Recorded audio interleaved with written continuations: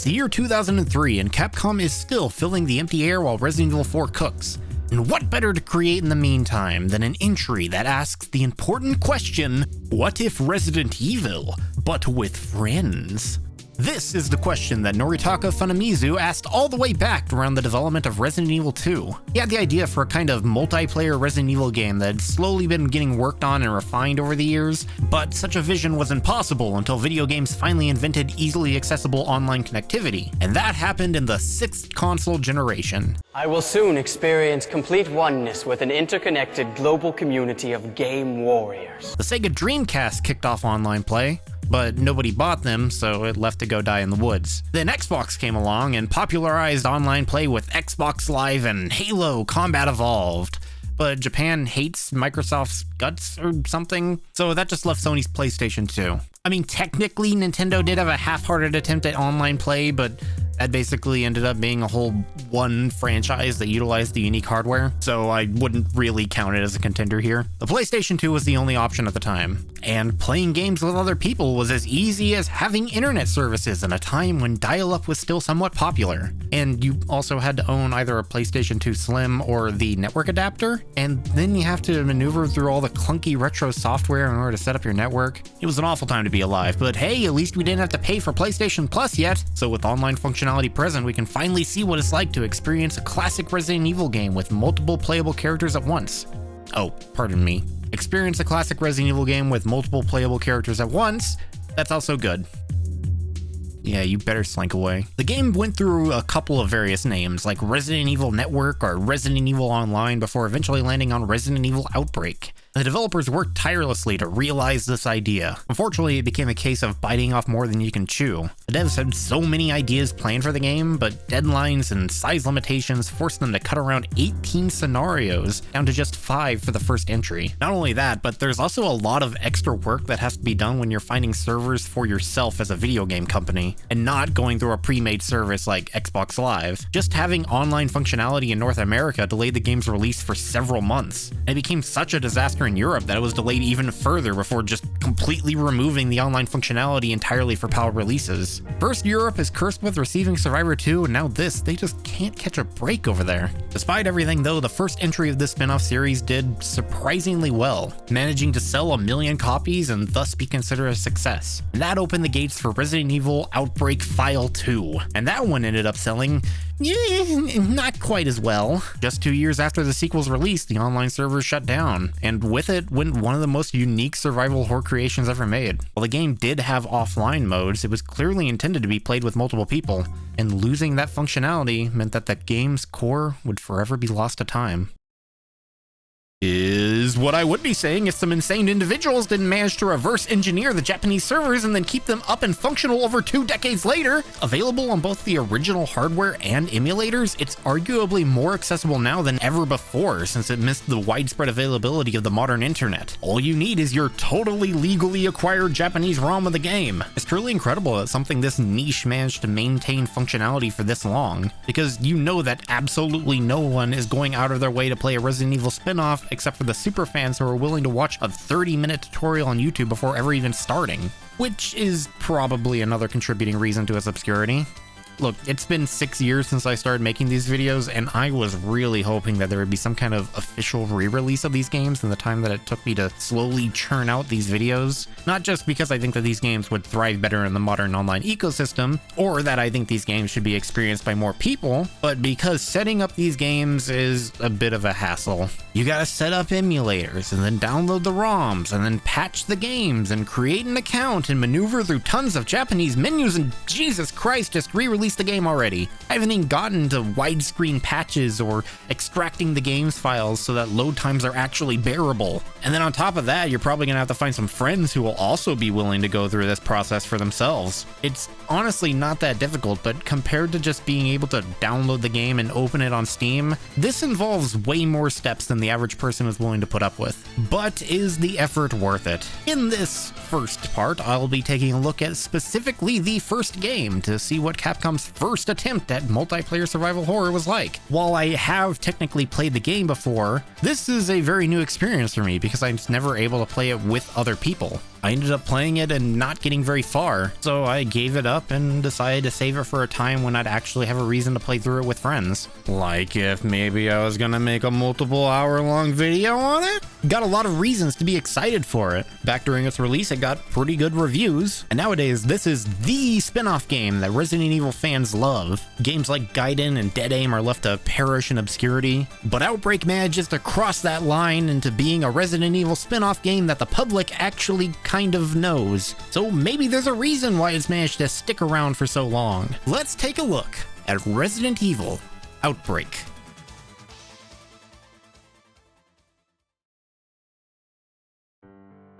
Resident Evil Outbreak, or since we're having to play on a Japanese copy of the game in order to play online, Biohazard Outbreak is a classic biohazard game that can be played with up to 4 players at once, or it can be played solo with 2 NPC companions to help you out. The game seems to think that playing it solo first is the way to go, since you don't actually unlock any new chapters after completing one via multiplayer, but I respectfully disagree, and so will be briefly putting on my cheater pumpkin eater pants to experience the game for the first time in over a decade.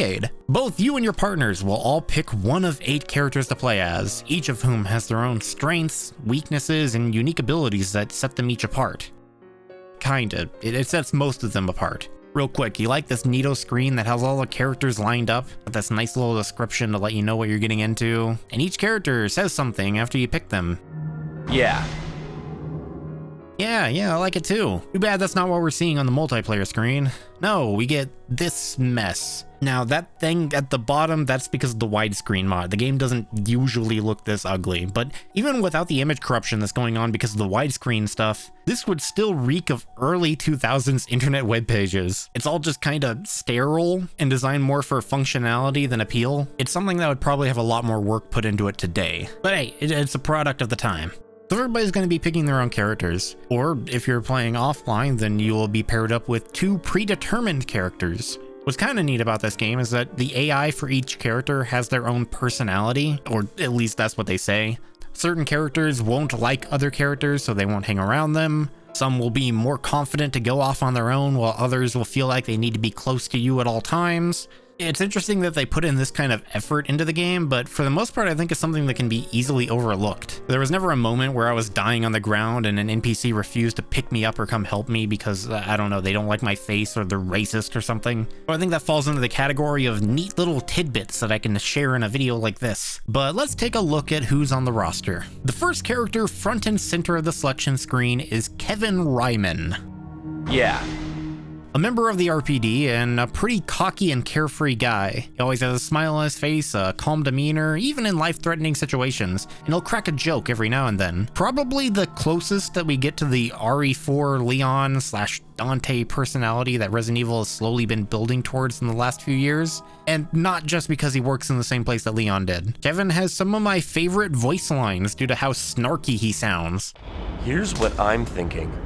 He's decently bulky, has a higher health pool than most of the characters in this game, but his speciality lies in his gunplay. He begins with a 45 auto that wrecks most enemies in general, and it, along with any other handgun, can be made even more powerful by charging up a shot with his pot shot ability. Waiting a few seconds and aiming has him pull the gun back and double the shot's power by aiming at the enemy's glowing weak point or something, I don't know. This makes him a very powerful character and a great choice for solo runs, provided that you're a good enough player that you don't rely on other characters' recovery options. The ammo for his special gun is usually very limited though. Knowing when and where to use it is crucial to utilizing him to his maximum potential. He's a character that benefits greatly from having extensive knowledge about the game, but he's still durable enough to keep most new players alive. And having a powerful get this enemy that's currently blocking my way out of my face solution always on him can help anyone struggling to find weaponry, especially the pro players who don't need any new weaponry besides his gun.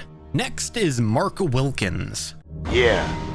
A grizzled old war vet. He's always there for others to lean on, and he has a genuinely good heart, though it feels like he's constantly disappointed in the world because of the hardships that he's been forced through. It's clear as day. It's us mankind. Not a whole lot to say about him, besides the fact that a few of his lines sounds like somebody's trying to do their best Bill Cosby impression. Oh God, what should I do? Let's just try to stay calm. What a fool. Gameplay-wise, he's a tank, a ton of health, and the ability to ball up and block out oncoming attacks. He does get his own handgun, but it's not the super cool handgun that Kevin has, so who cares? The health is nice, and moving the handgun out of my primary inventory is kind of useful, but I'm not a big fan of the block ability. Personally, I enjoy trying to not get hit, though I don't find much use in a character whose entire gimmick is getting hit but taking less damage. Personally, he's not high on my list. But Jim Chapman is a lot more enjoyable to me. Yeah. But not necessarily because of his utility. Jim is the stereotypical coward comic relief. Basically a black Shaggy from Scooby-Doo. But not that one, we don't do that one. He's constantly stressed out and panicking, along with being notably fragile compared to all the other male characters. His entire gimmick is just him trying to not have to engage with enemies by flinging himself to the floor face first and making this noise.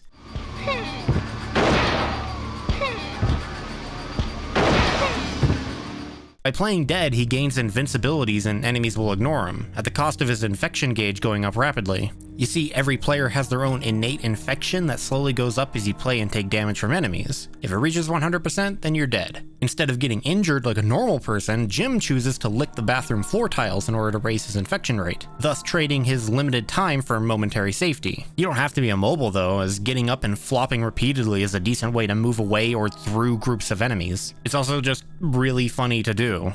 He does have a coin or something that can be flipped for increased critical shot rates, but that's so random and situational I never found a good use for it. I was too busy flopping my way past everyone, so maybe I'd flip it if I was waiting around doing nothing, but that's not exactly helpful. Jim is probably the silliest character here. He's best saved for whenever you have enough experience with a level that you know what to do, in order to beeline it to the end without getting lost. Because with your infection rate rising so rapidly, you don't get a whole lot of time to spend exploring. It can be powerful if used correctly, but not for beginners. Now we have George Hamilton. He's probably the hardest character to get any kind of a grasp on. Despite being given a bit of importance in the final chapter, he doesn't really do anything or make any expressions at all. He's a good person, I guess. He's a doctor and he desires to heal people, which plays into his sympathy for the citizens of Raccoon City, but honestly, that's not that remarkable. Oh, you feel sad that thousands of people are dying horrible deaths? Yeah, that's normal. You ain't special. Honestly, there just isn't much to work with or remember, and that applies to his abilities as well. He has a medical set, just like Rebecca in Resident Evil 0, but this time they actually gave him unique features to set him apart from everyone else, who all thankfully do know how to mash up a plant and stir it together. George can turn herbs and herb mixtures into various medicines to help yourself and your teammates. Now, I don't know about you, but when I heard that, I was like, oh, cool. So he's like takes your herbs and turns them into additional health, and then you can divide that up and heal other people? That sounds pretty good. And if that's what you thought too, then you're probably going to be as disappointed as I was. He takes herbs, one of the most precious resources in the game, and turns it into shit like antiviral pills or hemostats. Things that slow down your infection rate or stop you from getting the random bleed debuff. Very situational things that I almost never needed. The only time he creates health is when it involves a blue herb, which, yeah, that does have a bit of use. Several levels offer way too many blue herbs than you actually need, so converting them back into health is somewhat helpful. But that's pretty much it. George just kinda sucks from both a gameplay and a character perspective. If George has any saving grace that I noticed, it's that he has a decent tackle that he can charge up to not just momentarily stun zombies like every other character, but instead completely knock them over to provide a bit more leniency in a specific room. Kinda useful, but it's slow, and if you're just running past a singular zombie, then wasting time on the charge up is more of a hindrance than a help. Still not a top pick. And the last male character is David King. Someone who has the misfortune of sharing the name of a popular free Dead by Daylight character, so now he'll always be living in the shadow of another survival horror protagonist. David is an edgelord, or at the very least he talks like one. It sounds like they got Shadow the Hedgehog to voice this man. I was probably laughing at such an unrealistic sight. The way people casually walk through dead bodies. But more than anything else, I was laughing at myself for being so naive. He's so angry and aggressive, and he loves to say the naughty swear words that make him oh so cool. Damn. He's such an angsty little cutie, and he's backed up with a decent set of abilities too. As a plumber, he came armed with both tools and know-how. His big thing is being able to fix broken equipment like shotguns or handguns, and being able to combine objects to create combo weapons like it's Dead Rising 2. All of these tools are quite useful on lower difficulties, though on higher ones the best bet is to avoid enemies as much as possible. Still, you could probably find some use for it at some point. At the end of the day though, a gun's ranged capabilities outshine most of the melee weapons that you can find in the game, which is one of the new features by the way. Aside from that, he can also throw wrenches as one of his special moves, which is very good at knocking down an annoying enemy in your way. But the trade-off is that they're limited. Once you run out, that's it. Can't use any more. An experienced player is able to use these very effectively, as they run past every single enemy that they don't need to kill. And even when you do run out, you can still use your basic moves that the other characters have, so it's not that much of a detriment. And lastly, he has this fancy schmancy knife combo that can tear through enemies, provided you can hit the right rhythm, which is a very rewarding skill-based ability. It's really satisfying to nail that rhythm and tear through an enemy without having to use any ammunition. David is situational, but I always appreciate being able to use his abilities when the opportunity comes up. Next is Alyssa Ashcroft. Yeah. She's one of the first female survivors, who have all been crammed in the back of the bus for some reason. In the cutscenes, she seems just like a standard reporter, talking about how she's gonna get the big scoop and whatnot. But in game, oh, she's sassy. Kinda acting like a prissy, popular teenager. I've been poisoned, you idiot. Definitely the most assertive of the female cast, and that applies to her gameplay as well. She's the strongest woman, having her own pot shot wind up, though it's notably weaker than Kevin's. Alyssa, along with the rest of the women, have their own unique dodge moves that can clear some distance, but her most notable feature is her lockpicking skills. Yes, she is the master of unlocking. Don't worry, they use that joke. It takes quite a bit more work here than it does with Jill though. She has multiple different lockpicks, and it's up to you to switch between all of them in order to figure out which one you need to open the lock. It can be a slow process, so she needs plenty of safety and or protection to pull it off in some situations. She's always nice to have around because there's a ton of locked doors and cabinets everywhere, and generally you end up ignoring them if Alyssa isn't on the team. Oh, and she's really special too because she's been given the gift of actually being mentioned in a mainline game. She's like the only character in this game that we actually know a little bit of history of after Raccoon City. Oh, would you look at that? While I was working on this video, a trailer for Resident Evil 9 dropped, and it actually made her lineage a thing now. Look at how far she's come for some reason. Alyssa died 8 years ago. What? She's dead now? Oh my god, look what they did to my girl! Next up is Yoko Suzuki Samurai. Yeah. And she has one core personality trait. She doesn't know who she is. That is all you really need to know going in, and she will never shut up about it. Every cutscene is just, oh man, I sure don't know who I am. I sure hope I figure that out real soon. Oh well, maybe next time. And I feel I've forgotten something very important. But why? Perhaps the answer lies ahead. She ends up having the most story relevance in the game, if you can call the various set pieces here a story. But don't get your hopes up if you're expecting some kind of grand reveal or anything in this game. Maybe something happens in the sequel, we'll see when we get to it. Her special ability is that she has a backpack. That's pretty much it. It ups her inventory from, oh Jesus Christ, 4?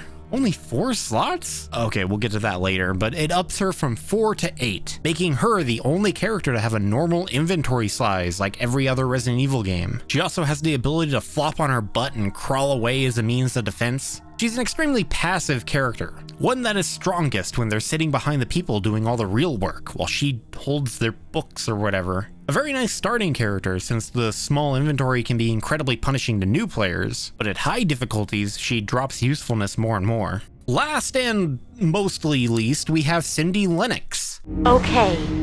And she's basically just a girl George. She likes people and she wants to save them, and that's about all I can really glean from her characterization. Just like George, she ends up being a bit of a flat note, which I guess helps her bad ending feel a bit more fitting. Oh look, they were made for each other. And just like George, she focuses on healing your partners, but it's more about having a decent amount of health already on her than making more. She can directly heal other people, rather than the slightly longer process of handing them an herb and letting them do it themselves. She always begins with 2 of every herb, and that's useful, especially on higher difficulties. Health can be hard to come by, so starting off with something like that can mean a lot. But that's about it. She's just the health storage. I never hate having her on my team or anything, but she's just kind of boring. And that's everyone. So in the vein of creating trendy content that appeals to the average viewer, I will arrange them into an easily consumable tier list, which probably looks something like this. Yeah, that's the good stuff. Simple to understand, appealing to look at, and needlessly shallow. That's some YouTube content right there.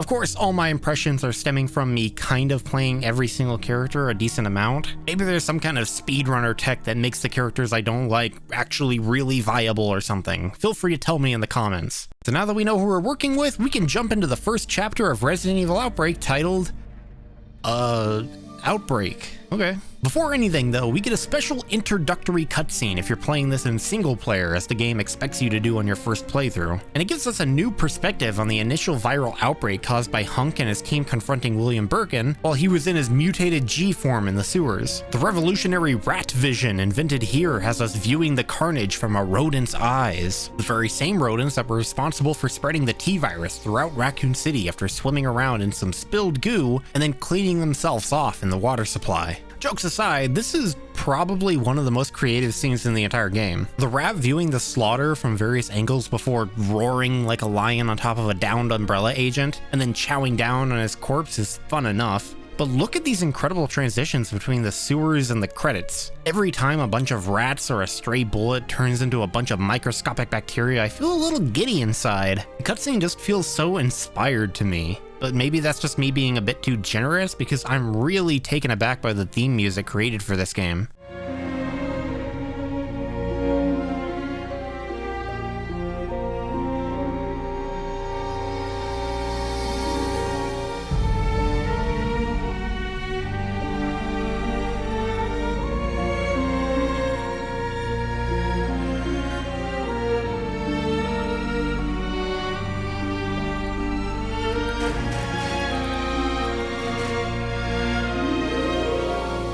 There's something so whimsical about it, and the juxtaposition of it being shown over gruesome deaths makes me feel something unique to this game compared to anything else in the series. Again, maybe I'm gassing it up a bit too much, but I personally love this. Immediately after, though, we're put into a much more standard affair where we see what is pretty much the only cutscene where almost all of the main characters are present in some way. 7 of the 8 characters are somewhere at the bar right now, and depending on who you picked, you get a brief cutscene focusing on your character. And I mean very brief. To the point that most of these aren't even worth mentioning. Just kind of banal things like Kevin ordering a drink, or Jim doing a puzzle, or Alyssa working on her computer. Nothing that really showcases their characterization any more than just looking at them. I think the only one of note would be Yoko, who is the only character that isn't present at the bar. Instead, she's busy cutting her hair in the bathroom. A very brief scene that tells us that she's probably on the run or something if she's resorted to changing her appearance in a public bathroom.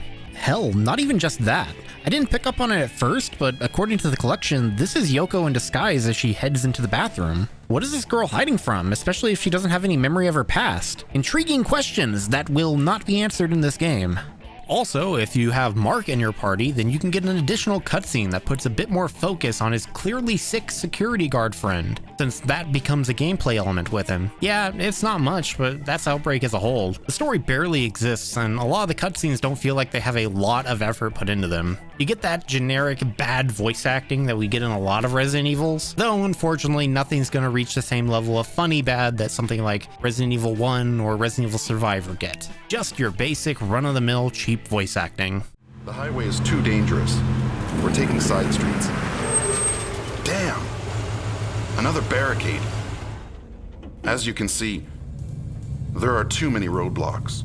But the quality of the story doesn't really matter. Obviously, that's not what the game was trying to put its effort into. Instead, we're focusing on the gameplay and the set pieces. Obviously, the game just wants to show off a bunch of various stories from Raccoon City before it got blown up. It's interesting to know that there were some regular citizens going on their own little adventures, while zombies were overrunning the city. And speak of the devil, a weird-looking person walks into the bar, and for some reason, the waiter walks right up to him in order to talk. What a weird customer.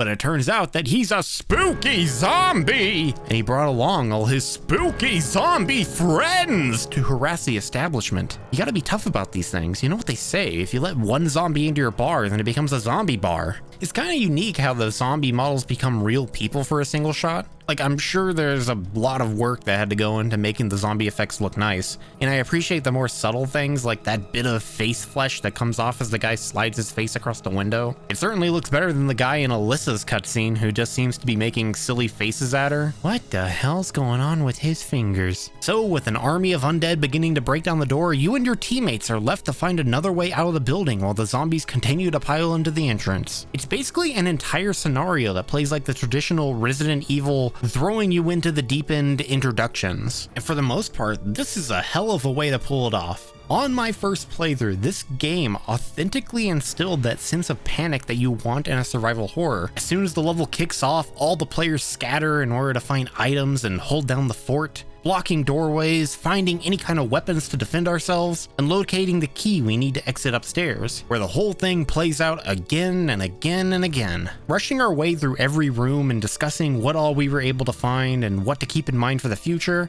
feels like exactly what you would expect in a cooperative Resident Evil. One of us would find a room full of ammo and health and would be mixing herbs together, while another one would be investigating some locked mechanisms and figuring out what's optional and what's necessary to proceed, and meanwhile somebody else would be holding off the entire horde with a stick because the rest of us left them behind. It's delightfully chaotic, and it kept us constantly engaged as we were rushing around while learning all the new mechanics that set it apart from all the older titles. While Outbreak generally plays like a traditional Resident Evil game, there are several changes and new ideas that have been included for a multiplayer focus. Most obvious would be the voice chat system so you can communicate clear with your teammates.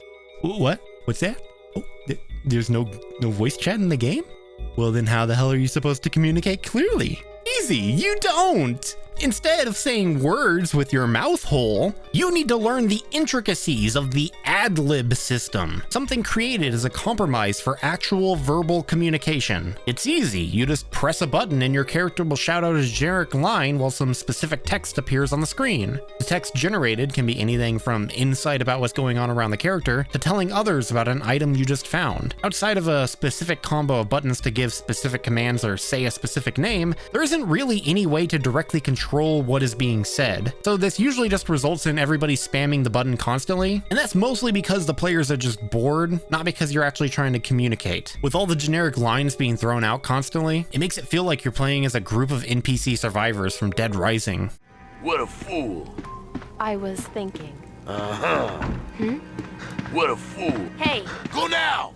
How about this? This is something that was rightly criticized at the game's release, as it makes communicating with anybody more trouble than it needs to be. According to the developers, this was done in order to keep the atmosphere consistent, because too many people will be talking about their lives, which is hilarious in retrospect. No, yeah, you're totally right. Hearing some guy drone on about his work week causes such a big disconnect. Obviously, instead, we should just have characters constantly mashing buttons to tell us how full their character's diaper is. Players are always going to ruin things. It's just a fact that you have to accept. But because he didn't, now we have a game that's harder to play for everybody. I'll chalk it up to early multiplayer game development. I guess we can be thankful that we don't have some guy constantly shouting slurs at me because I don't know how to play the game perfectly right out of the gate. Outbreak does seem to have put a lot of focus into troll control. Like, you can easily see a reality where one player hides a key item in their inventory, but thankfully everyone here can pick up their own individual keys to do everything themselves if they have to. You would also need to consider if somebody is stockpiling all the weapons and ammo for themselves. Would everyone else just be screwed with no way to defend themselves? Well, kinda, yeah, there's still a problem and harder difficulties, but at least each character gets their own dodges and unarmed attacks. If a zombie is blocking your path and you have no weapons to fight back, you can at least rely on a decent kick or tackle to briefly stun them and give you the opportunity to run around. So long as you aren't trying to fight a horde with your foot, you always have a chance to escape. And mastery of these skills is probably the most important thing for success in Resident Evil Outbreak. It's like the dodge in Resident Evil 3, where if you master it, you can completely break the game. Except, well, in that game, you would get showered with bullets because the game wanted you to fight Nemesis. This game would often barely give you enough to live, and it's got to go around to multiple players. On harder difficulties, it's not uncommon for you to be left with almost nothing. Finding a gun is usually one of the earliest priorities for most characters, though there often isn't enough guns to go around to everyone right away. So that leaves you with a few options. Either keep kicking and tackling like a madman, or pick up some of the new melee weapons. Knives, pipes, and push brooms can all be picked up as a last resort in order to defend yourself. And honestly, they aren't much better than kicking. Your first instinct is probably going to be to keep swinging until the thing in front of you dies or falls down, but that can take a decent number of hits, and each melee weapon can only take so much damage before breaking. It's not impossible to get kills, but mostly it seems like they should be used to stun enemies in order to run past them. So just like kicking. Okay. And why am I doing this? Why am I wasting a slot of storage space on this, especially when we only get 4 slots? Holy shit, it's like anti-Code Veronica or Resident Evil 3. They are really taking that whole you have multiple characters, that means you deserve less slots thing that Resident Evil 0 did to an extreme. We can do the exact same thing we did in that video here too. Okay, so your average person is probably gonna want a gun, some ammo for that gun, and an herb at the bare minimum. That leaves you only 1 space for key items. The system works fine in full parties. That's 4 or more slots dedicated to picking up whatever extra stuff you find. But what if you're doing it solo? That leaves very little room for experimentation when it comes to newcomers who are constantly getting beat up or don't know what certain items do. At least you can swap items for the ones you find on the ground, a somewhat more reasonable compromise to the RE0 style of dropping all your shit on the floor. Just like all Resident Evil games, if you play it long enough, you'll eventually get accustomed to the extremely limited inventory, and you can find out exactly what you need, what items you leave behind, and what items can be generally avoided. But it's that initial playthrough where it's going to hurt you the most compared to other entries, especially if you're playing the game solo, as it seems to want you to do. Working with other NPCs can be tedious and not as useful as you'd hope. So I don't know, I think if I was in charge, I might make it to where you have 6 slots if you're playing solo, sort of the trade-off for not having actual teammates. This is also the first Resident Evil game to introduce a brand new style of movement aside from the traditional tank controls. I mean, it's not new to us since we played the modern remasters of Resident Evil 1 Remake and 0, but it was new to everyone in 2003. This is the first introduction of what I've been calling alternate controls in the previous videos, where movement is directed by the camera's position instead of the character's position. All it took was 9 games for the developers to finally cave into the modern audience's unwarranted hatred for tank controls. Now, I've been a very vocal hater of the alternate controls for a couple videos now. I probably don't need to go that far into it again. If you're unsure what my issues are, then go back to the Resident Evil 1 Remake video where you can hear me bitch and complain for a few minutes. It's everybody's favorite part, trust me. But here's the thing. My primary issue with the control scheme wasn't its existence or some kind of tank control supremacy that I wanted to champion, like a handful of people made comments about. No, it was that those controls were where they were never supposed to be, and no adjustments were made for them. They were haphazardly thrown into games that weren't designed with them in mind, causing a power imbalance when it came to enemy evasion. Well, guess what? This is a game that was actually designed for those controls. The characters don't turn on a dime with ridiculous speed. No, there's a bit of a delay to everything to make sure you still have something holding you back from completely instant movement. The enemies in this game are designed with the expectation that you'll be able to move a bit faster and cleanly than the previous games. You have a completely new moveset that the game is expecting you to utilize. It's all accounted for and adjusted accordingly. Now, it's not perfect. You still have that annoying spin issue that the other games of this control scheme had. like look at this. Here's me and a friend crossing over the camera change barrier at the exact same time. You can see us do the same spin at the exact same moment. Now you get to experience it in stereo, wow! But this isn't a game-breaking issue.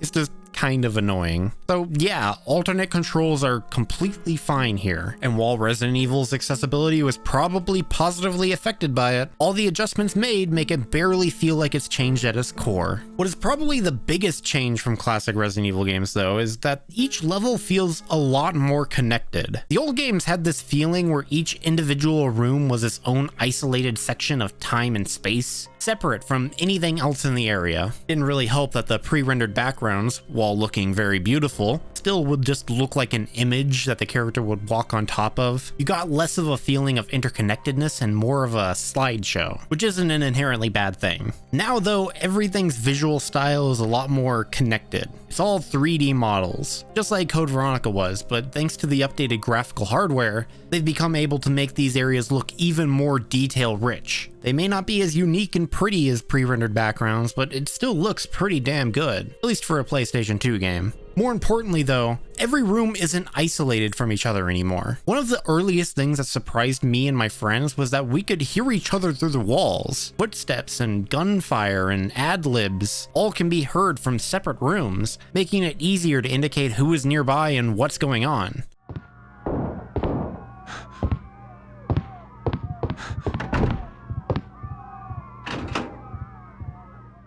There's an interesting kind of ambience that is created when you hear your friend fighting for his life in the next room over. It would have been so easy just to keep everything isolated to the room that you're in, but extra effort was made to add in these details. Even if the ad-libbing audio doesn't get the proper muffling effect and instead sounds like someone's right in the room with you. Small gripe, but I don't like it. Is there no way to open this? The game's world really shines though when it comes to how the monsters operate within it. Originally, it didn't matter if the biggest, baddest monster horde was on the opposite side of a doorway. That was their home and they were comfortable there and they had no intention of making their way into the nearby hallway. You could also knock around an enemy all you want, but as long as you didn't kill them, they would always just get right back up and stand in their designated enemy zone. A very video gamey effect. This is something that had slowly but surely been expanded and experimented with, like with Resident Evil 2 having zombies enter a doorway transition, but that was basically an isolated incident. Resident Evil 3 had introduced Nemesis, who would pursue you across rooms, but even that was held back a bit by the pre-rendered backgrounds, so he would only ever do it off screen so you wouldn't see him magically manifest in front of the door's PNG. Remake started to have the doors get destroyed and the occasional zombie would break into another room, but then Resident Evil 0 backtracked on that and replaced it with damaged memory. And now here we are, at what is essentially the end of the classic survival horror era, and Resident Evil has finally made it to where zombies will regularly trail behind you. In this game, they are relentless and will follow you almost anywhere you go. In single player, you are given a safe room every so often, so you can hide there from the monsters for a breather, but in multiplayer, these safe rooms are nowhere to be seen, and the amount of rooms that can be considered safe are few and far between. That doesn't mean you can't hide from them though. Zombies will chase you down whenever they get a glimpse of you. They will enter every room with you, and that leaves you only so much time you can dedicate to exploration before getting overrun. One of the few counters to this is that you can hide in a locker or under a table. If you're fine with wasting several minutes of your life, then yeah, you can just wait until the enemy leaves you alone. If for some reason the game gives you the option to make noise in a locker if you want to be found for some reason. Like, what, is that a challenge or something? Are you testing me to not touch the controller or something? Maybe some people found some use for this, but it's such a slow process that I never ended up really using it. The only times that I'd ever go into a locker is because I was opening one up just to see if there was an item in there. Just because he didn't find anything, my character suddenly thinks it's time to play hide and seek. Thankfully though, this ends up only applying to a handful of enemies. Primarily zombies are the ones that you're going to be worrying about the most. It's a shame it couldn't work for everyone, but I'm not exactly expecting giant bees to be following me through doorways. But you might think it's like an old Resident Evil game where you can just clear out all the annoying enemies and then you'll be free to explore to your heart's content. Well, not here. Not only will the zombies constantly harass you, but there isn't really a reliable way to permanently stop them. Every level has at least some part of the game populated by infinitely respawning enemies of some kind. I'm sure it becomes obvious just how much of an impact this has on a survival horror title where limited amounts of health and ammunition are a core component of the gameplay. You don't have the luxury of just getting rid of all the monsters so you can casually explore. You are endlessly pressured to keep moving, keep discovering, and only fight when absolutely necessary. Possibly more so than a majority of the mainline entries in the series, and that can be just as exhilarating as it is stressful in the first few playthroughs. And that's not the only thing that the game does to keep you focused at the task at hand. As I mentioned before, everyone has a virus meter slowly growing as the level goes on. It most likely exists to guarantee that a level can't go on forever, especially since these were being played on old public servers, and you don't want everything to be constantly filled up by people using the bathroom. But it also has the potential to have quite the impact on many other aspects of the game. Lore-wise, this is a none too subtle indication that basically everyone inside Raccoon City has been infected. Everyone who didn't get a super convenient cure given to them by a husky Hispanic man is a ticking time bomb to the outside world. So that leaves the intriguing question of how our heroes are going to get out of this at the back of our minds at every chapter. Gameplay-wise, it ends up balancing out several other mechanics, on top of keeping you moving. Jim's dodge move would be incredibly busted if it wasn't for the fact that the dude is basically a walking petri dish. Taking additional damage speeds up the infection rate. So even if you are currently healthy, that doesn't mean much if you're already at 60% and you have no idea what you're doing. And being down causes the infection rate to skyrocket. So if you made even one big mistake and it took you a while for your friends to get you back up, that could be enough to cost you dearly. The game makes you plan ahead, so that way you don't run into situations like this. Maybe it's as simple as bringing backup so you're not alone, or at the very least, if you die, you have a friend to die with. But there are plenty of ways to fight the infection off. However, like most things in the game, any positive effects received are only temporary. Antiviral pills can be occasionally found or created by George, so you do have at least some answer if somebody is rapidly getting sicker and sicker. But a really thoughtful bonus effect is put onto the blue herbs, finally. Like, seriously, I have no idea why it took this long for blue herbs to do something other than just cure poison. More than half the time you were making fully mixed herbs just because you have so many blue herbs lying around. But now, blue herbs will give the extra benefit of slowing down your infection rate a bit. Just like the antiviral pills, or curing poison in general, this is something that good players won't really need. But there is a bit of an additional nuance to mixing and using the blue herbs now. If your infection rate manages to reach 100%, then that's it. Boom, you're dead right then and there. And that's the official death state that the game has, since getting down can be temporary if you have useful enough partners. But when you do finally die, that's when well, you're kicked out to the main menu. Yeah, if you're playing single player, then there's nothing special here. But hey, if you're in a multiplayer lobby, you get to come back to life as a zombie. Wow, that's actually a pretty unique feature. It's so crazy they even put it on the back of the box. Die and join the zombie ranks. First time ever in Resident Evil. Coming back from the dead and being able to get some payback on the assholes who left you there to die, or even just make your friends suffer because you secretly were the asshole the whole time. Sounds like fun. Too bad being a zombie means, you know, that you're a zombie. You get all the shortcomings that come with that as well. Your controls are even clunkier now, and you can't do anything simple like open a door without spending some time beating on it with your new undead friends. And that's not even getting into if your still alive partners have any kind of ammo on them, in which case they can probably just take you out in no time. Well, if you're not interested in killing your teammates, then this is basically the closest that you're gonna get to a spectator feature. Whenever you die in the game, it just kicks you back out to the menu. You don't even get to see what your teammates are doing or if they manage to succeed. That ended up being kind of lame whenever we were playing together and one of us would die, and then we'd all have to say, okay, well, fuck it, I guess we have to restart. Because we're not gonna leave one of our friends out of this. But being a zombie isn't even an option for spectating though, because as soon as they reach a ladder or something that you can't actually climb, then it's over. You're just stuck there, standing around and doing nothing.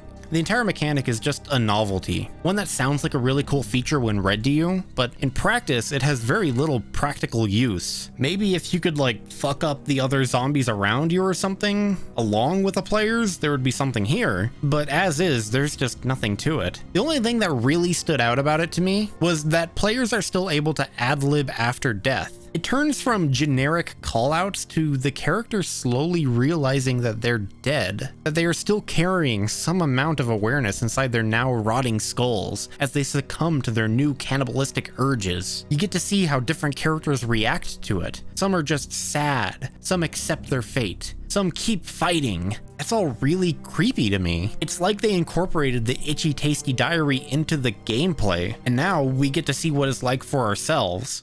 Okay, after an excruciatingly long amount of time, we finally know all the basics. We can see how Outbreak, both the chapter and the game, introduce us to them, with zombies slowly making their way inside and the constant pressure to explore and escape. Now now seems like the perfect time to give us a 14-page manual on the game's controls and mechanics. Yeah, I'll be sure to read through that very thoroughly while I'm being eaten alive. Thank you, game. It's not an isolated incident or anything either. Consistently in the chapters, the game will present you with some files to read while you're in the middle of danger. It is ridiculous that you're expecting me to read this right here, right now. What do you think is going on? This isn't reading time. There are enemies eating my friends as we speak. Our only option is to wait until we get to one of the few safe spots in the game where we can finally catch up on our studying. But that's the manual. I need that. I need that right now so I know what that tells me what the game am. To be fair, though, I don't really see a way around it. What, are you gonna freeze the entire game for everybody just so I can read this brochure? You gonna make me invincible while I'm reading it? Because, you know, knowledge is power. You know what the most reasonable thing would be? How about you just don't put the texts in places where a zombie could pop out at any second? It would take a bit more work, but that doesn't seem that unreasonable to me. Anyways, we're making our way upstairs as fast as we can. And if Mark is on our team, we're given the option to take his obviously infected friend Bob with us. Or we can leave him behind as bait for the intruding zombies. Taking him all the way to the roof results in him choosing to end himself before he can turn. Bob. That's a somewhat rewarding cutscene, but the gameplay reward is just getting his gun, which is not really what we need right at this moment. So it's probably not worth the excruciating amount of effort of getting him upstairs and through doors. I find it very annoying that you can't walk through a door with another character in your arms. So you have to do this annoying process of letting go of them, walking through the door, seeing that they magically teleported alongside with you, grabbing onto them again, and then moving forward before repeating for every single doorway. Maybe if I had some friends to help me along, but I'm playing this solo right now, and these NPCs don't give a shit about me. So it's a nice side objective to have, but it's not exactly fun unless you have somebody dedicated to Bob duty. As we go up, there are a few opportunities to slow down the oncoming horde. For instance, in the bar, you can have somebody push a barrel in front of the door to buy yourself a few more seconds. Then on the second floor, you can find a nail gun that pairs up very well with the conveniently placed lumber to block off the doorway. I thought this would just teleport all the players into the room or something, but no. You can just board your friends outside with the zombies, which seems like it's perfectly designed for mishaps. Help me! And all of this leads us onto the roof, where we're introduced to destructible environments. A cage fence blocks the path, and it's up to us to either bash or shoot our way through it. It's not the clearest depiction of its use, but this might reveal to us that various doors and locked objects can also be busted open. Though I feel like this never really gets used to its fullest potential. Doors that normally require lockpicks can be forced open with brute force, but I rarely found an opportunity where that was both possible in a timely manner, or presented us with meaningful rewards. Like, yeah, you can tackle a door to open it for free at the cost of your time. The issue with doing so is that it is really, really slow. Your kicks and tackles must be doing like 20 points of damage to a door that has hundreds of hit points. You could use a powerful weapon to open it. Like, come on, are you really going to be using your powerful weapon on a door where you don't know what's behind it? And sometimes a door just can't be opened by brute force, even if it looks like you are doing damage to it. Okay, maybe I'm just stupid, but immediately after breaking down the chain fence, you're presented with another locked door next to an elevator that is busted and can't be opened. And I thought to myself, oh, okay, so maybe we can unlock an alternate path or something if we break it down. But no, despite wiggling around quite a lot when we hit it, there's no hidden secrets here or anything. You'll find tons of doors that wiggle when hit, but don't actually have the capability of being broken or even opened. Personally, I would have made the unbreakable doors not look like they're receiving damage, but that's just me. With our escape into another building, we're sent outside where the police are trying to gather survivors. And here is where the level starts to lose me. Before, each new level of the building offered multiple rooms to explore and secrets to discover. It's still extremely linear, sure, but the point is that we were slowly but surely being forced upstairs by the zombies, hastily running around into every single room to find as many resources as we possibly can in order to fight back and move forward. Well, now it's moving over into a more objective-based gameplay setup. From this point on, it's less about exploring and more about the random arbitrary goals that aren't immediately clear. For instance, we're pushing police cars together in order to create a barricade, but you gotta do both. And they gotta be perfectly aligned even though the enemies love to get in the way constantly. Not by attacking you or anything, no, you're actually given invincibility while pushing so they can't do anything but watch you helplessly. No, the annoying thing is that they get in front of the cars and force you to stop pushing. Like, come on, man. The zombies are past the barricade. Shouldn't we just keep moving forward? No, we gotta get these cars parked correctly. Okay, I guess that's what we're doing. Then after that, we get put into an alleyway and there is literally nothing to do except avoid getting hit and trying to get this police guy to open the door with his infinite ammo shotgun. I guess you could put in the work to get the enemies off of him while he works, but unless you have the ammo for it, that just involves running around in circles for 5 minutes. Then in the very next cutscene, he dies anyway and we have to blow up a tanker with a lighter he drops. And then the tension dies until the finale. I don't know. I feel like there was a lot more going on in the first half of the chapter, as we explored rooms under a time limit, and now we're just doing these boring objectives until the game says we can move on. It's still been non-stop action, but that sudden shift in the middle always takes me out of it. Here though, we finally get a breather for the first bit of the level that isn't bombarding us with enemies non-stop. We meet a few generic survivors who say generic survivor things, and then get taken to another part of the city where we're told to get out and go help the other cops. We're given one last opportunity to really load up on weapons, and then we get a glimpse of just what the police are dealing with.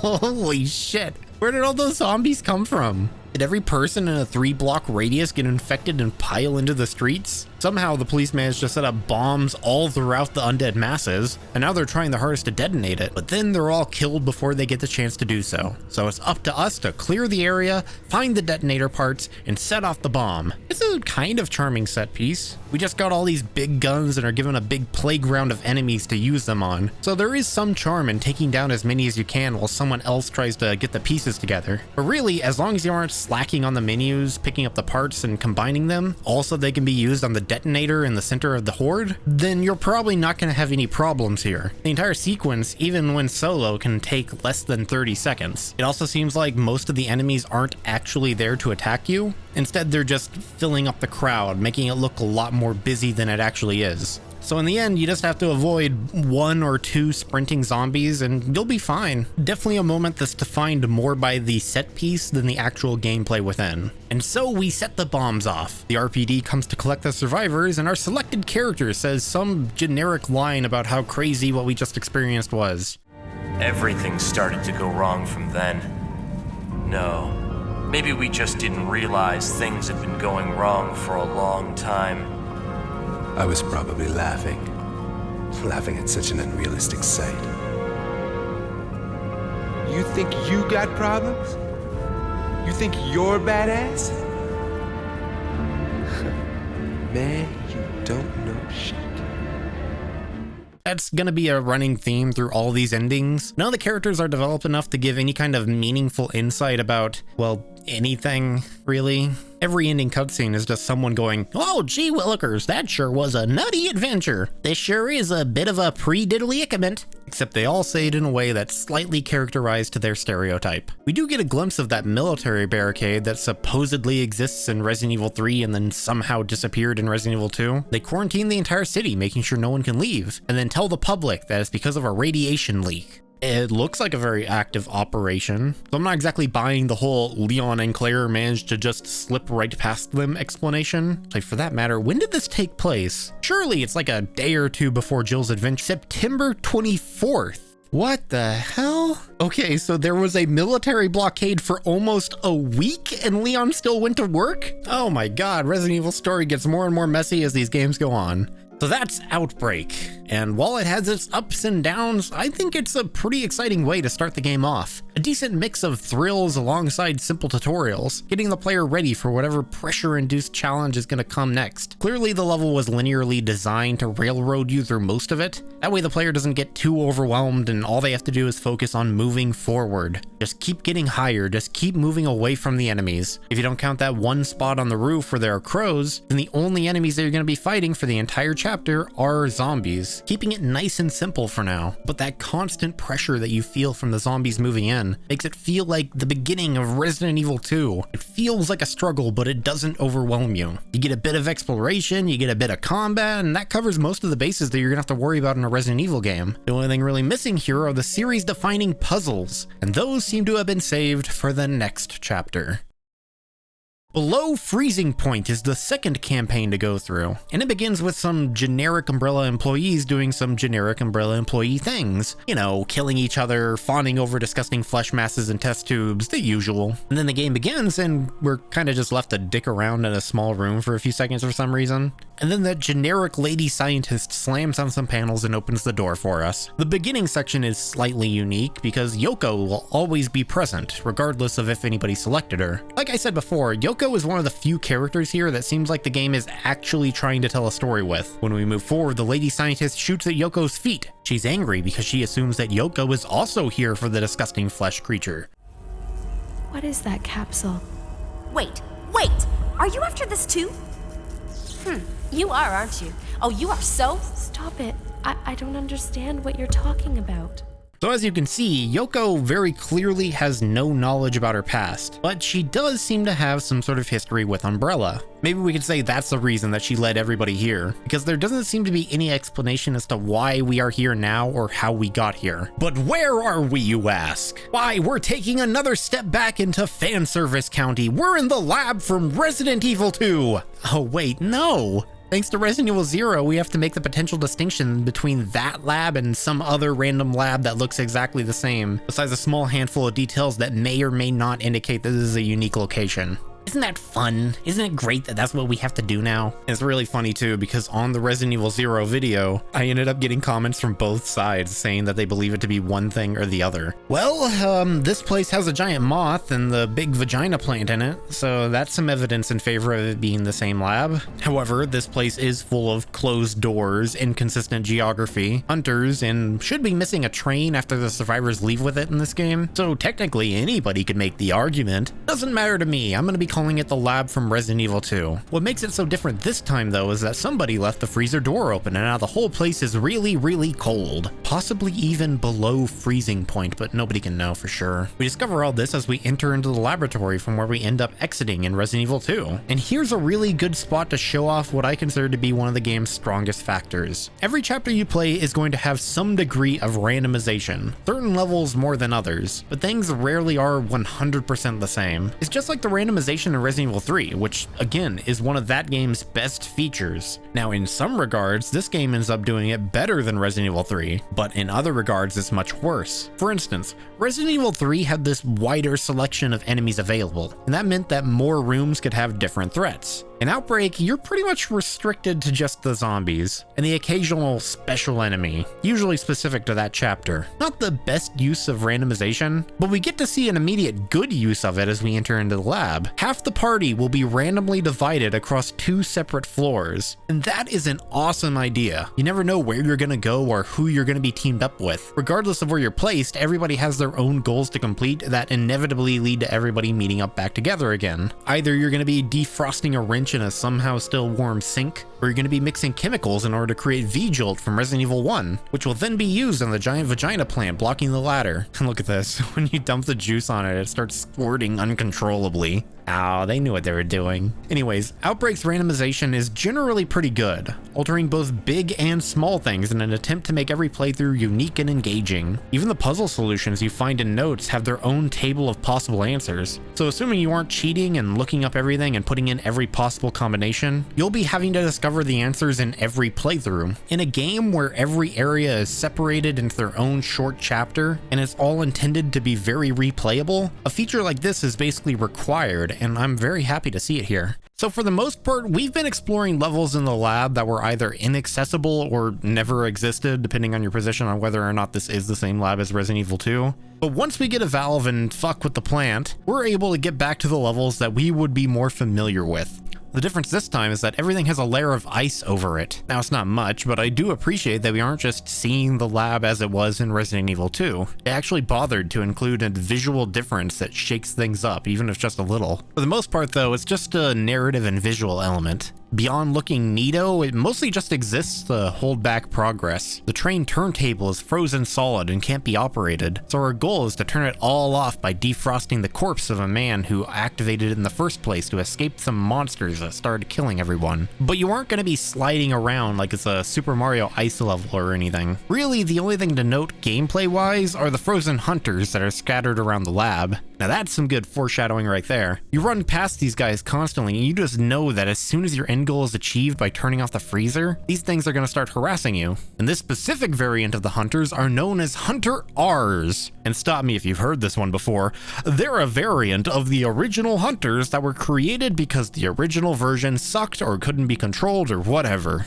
The hunter market is going crazy for some reason. They just can't stop producing new versions of these things. After the alphas, we ended up with betas, gammas, elites, and even just Hunter 2s. Incredibly though, this isn't even where the Hunter R's were first mentioned. Nope, that goes to the Nintendo 64 version of Resident Evil 2, the one where they retroactively inserted a bunch of new notes and setups to other entries in the franchise. It even has what's supposed to be a Hunter's R body next to the note, but like, it's obviously just a model taken from Resident Evil 1. That version of the game is nuts, by the way. I really missed out on an opportunity by not talking about it more in my Resident Evil 2 video. Oh well, I was a baby video maker then, and now I'm only slightly less of a baby. Maybe I'll get to talk about it in the future. Anyways, these are the Hunter R's, and for the most part, they don't have many distinguishing features, at least not compared to the Hunter Elites that we saw in the previous game. Instead, they're just sporting a snazzy new redesign that gives them this permanent Batman who laughs grin. When they do break out though, they're not really that much more dangerous than when they were frozen. They're awfully lethargic for being hunters. They seem inclined to casually walk after you than the aggressive running and leaping exhibited by pretty much every single one of its siblings. And because of that, you're able to just run around most of them, if not all of them, and avoiding their attacks takes no effort at all. They also can be just as susceptible to infinite stun locks as regular zombies, and because of their slow movement, they're not very hard to take down. I don't know, in dog breeding terms, these guys feel less like a bloodthirsty pit bull and more like a pug struggling to breathe. But they're not the only returning monsters. You remember in Resident Evil 2, there was that one room where you had to scan your hand into a system? And while it looked like this awesome otherworldly egg room from Aliens or something, the actual threat was just a giant moth who could barely do anything to the player with halfway decent weapons. Well, the giant moth is back, as well as its useless little babies. Except this time, the moth actually poses a threat. Granted, half of those threats lie in cutscenes outside of the player's control, but it's still a threat. Its first kill counter comes in the form of Monica, that one scientist lady that shot at Yoko in the beginning of the game. We don't really get to see it, but the flapping sounds at the end seem to imply that it got her real good. We do get a pretty solid idea of what happened to her though, if we open up the moth room early and enter the central power station. From there, in a cutscene, we will be abducted by the moth, poisoned, and then stuck to a wall inside of its home. You can even see this from a different angle if someone is present in the room when someone gets abducted. That's a cool detail. Thankfully, there is a blue herb in the exact same room where you get poisoned, so assuming that nobody ate it, you can just consume it and then continue on your way. Makes this just feel like a momentary interruption. And after this, the moth will just fly around the central room that everybody's constantly going in and out of, potentially poisoning anybody with its powder if it's not dealt with. Hey, it's just like those moths in Code Veronica that everybody loves. Except while that game gave you a whole pot of blue herbs in the same room, the amount of herbs here are actually limited, must be divided among multiple players, and are widely spread out. That ends up making the moth a lot more threatening this time around, and thus much more memorable here since it seemed like such an afterthought in Resident Evil 2, and we don't really need to talk about its appearance in Survivor. The level design of Below Freezing Point differs from the previous one by focusing more on puzzles and maneuvering back and forth between multiple floors. While Outbreak was constantly pushing you forward, this chapter would be focusing more on the traditional Resident Evil style of backtracking, logically intuiting item usage, and reading notes in order to figure out codes. It's still simple in that regard, as the codes that you find in notes are often discovered very close to the terminals where they need to be used. The game is still slowly lowering players into the actually difficult levels, and that's really evident if my theory about Yoko being intended for new players is true. If Yoko isn't being played by anyone, then she'll get lost inside the lab and eventually you'll find her zombified body somewhere in the level. However, if you do play as her, your supposed history with Umbrella really begins to pay off as you meet up with other scientists who give you free stuff, and you're even able to skip the entire sequence of scanning your hands into the system because she's already in it. It's something that really surprised me when I figured this out on my own in my first playthrough. Playing with Yoko here is playing on easy mode, and her extra storage becomes really handy because there's quite a few things to pick up and experiment with, like the chemical bottle items that come in gray and yellow. I picked them up thinking that they were going to be some kind of key item for later, but it turns out that they're a new throwable weapon. Kind of like the Molotovs in Resident Evil 0. For some ungodly reason though, they made it to where you can't equip a stack of them. Instead, you just throw one and then you have to go back into your inventory to re-equip it. You do this after every single throw. You can get a pretty nice rhythm when it comes down to using them, but it's still ridiculous that you have to do this in the first place. Thankfully, they're pretty disposable, not something you have to have constantly cluttering up your inventory. It's something that you can just quickly use on whatever's blocking your path and then move on. Not that remarkable as a new weapon in the game, but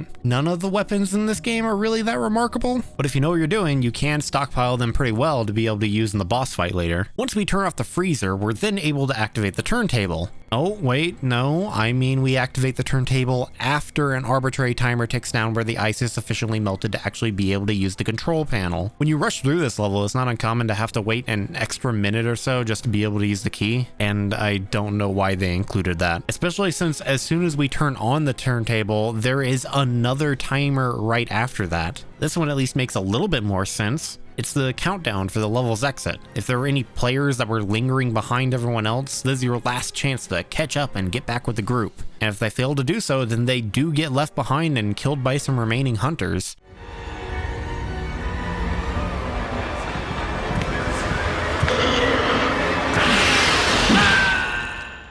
With the alarm blaring and all the survivors packed into one spot, we end up in a holdout section as hunters constantly pile in. Now this could actually be a pretty solid idea. Here we are waiting for the timer to go off, cornered in a fairly large room that gives plenty of space to run around and fight enemies. This could be pretty nice in terms of a holdout, especially since you're working together with all your teammates. But that's not how it works out. I have no idea why they decided to include it. It must have been an oversight. But if you climb up onto the back of the train, you're completely invulnerable. You're not able to hide inside of the train for some reason, but you're still plenty powerful just sitting outside of its door. You see, the enemies in this game work under a combination of visuals and sound. So if you and your friends just curl up in a corner and sit there quietly, the enemies won't even become aware of your existence. The hunters will just run into the room and then stand around doing nothing, while you also stand around and do nothing. Hell, not being noticed isn't even necessary. Let them see you. Let them run over and try to attack you.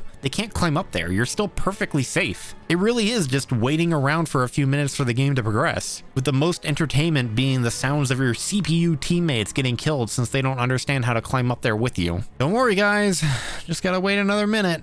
I'll get you back up then. If you wanted to have it a holdout section, make it a holdout section. If you need the timer to exist because you're giving the players a chance to group up, then why not skip the timer when all the players are finally present? Instead, you're just wasting everybody's time. This isn't exactly well thought out. While waiting for the turntable to rise, we are interrupted by Monica stumbling her way back into the room before falling on her face and dying. But uh-oh, her test tube goo baby seems to have broken out. And then she just lies there while the rest of the timer runs out. Everyone just kind of ignores the fact that she came back to die to nothing obvious. Just, oh, that's weird. Anyway.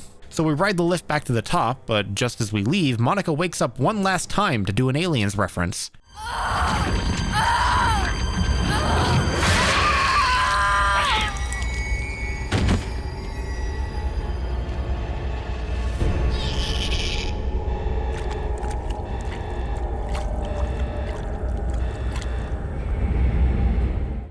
Look at him go!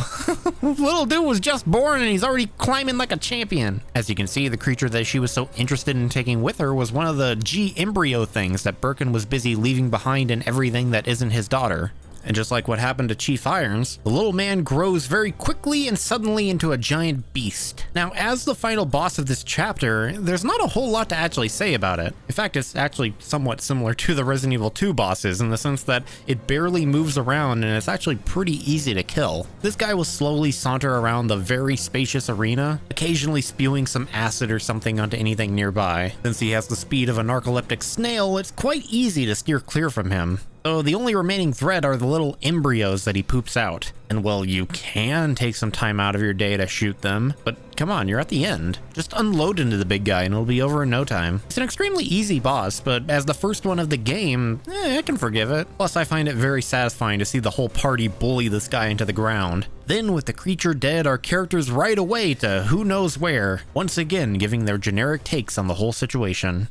What's the point of this kind of research? That's what I don't get.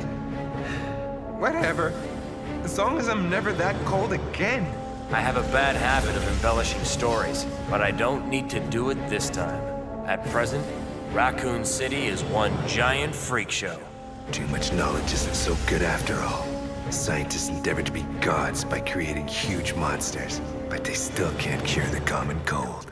Below Freezing Point was an easy next step for Outbreak. The map is easy to understand, none of the puzzles or enemies are very demanding, and compared to the first chapter, this level's pretty chill with no pressing time limits or overwhelming spawns. In fact, this is the first and only level that we were able to complete on our first attempt without any deaths. As such, this seems like the level that I spent the least amount of time in, and thus have the least amount of memories of as well. Looking back, it mostly just feels like fan service. Half of the map is reused, and the unique enemies and bosses come from other games. Fun at the moment, but it's nothing that sticks with me like the exciting pressure I felt in the first half of Outbreak. So hey, for the sake of needlessly ranking things, why don't we organize all the chapters in both games from order of best to worst? Outbreak gets to go on top, and Below Freezing Point follows behind. And so we can move on to the next level, the Hive. Our protagonists begin on the 3rd floor of the hospital that we briefly explore as Carlos in Resident Evil 3. How did they get there? How long have they been stuck there? I don't know what's going on. But some doctor comes into the room to tell us about how this hospital actually sucks real bad, and he was just about to leave himself. I must say that this hospital is not an ideal place to take shelter. It's not as safe as it may look or sound. I myself have decided to get out of here as soon as possible. The way these characters interact with each other is so casual. You'd never guess that there was actually quite a bit of history here before the events that we witness. The doc goes into a nearby nurse's station to fiddle around with some knobs. And hey, here's a cool detail. If another player presses the call nurse button in a room, you can actually hear it in the nurse's station, despite the game saying that the button is broken for some reason.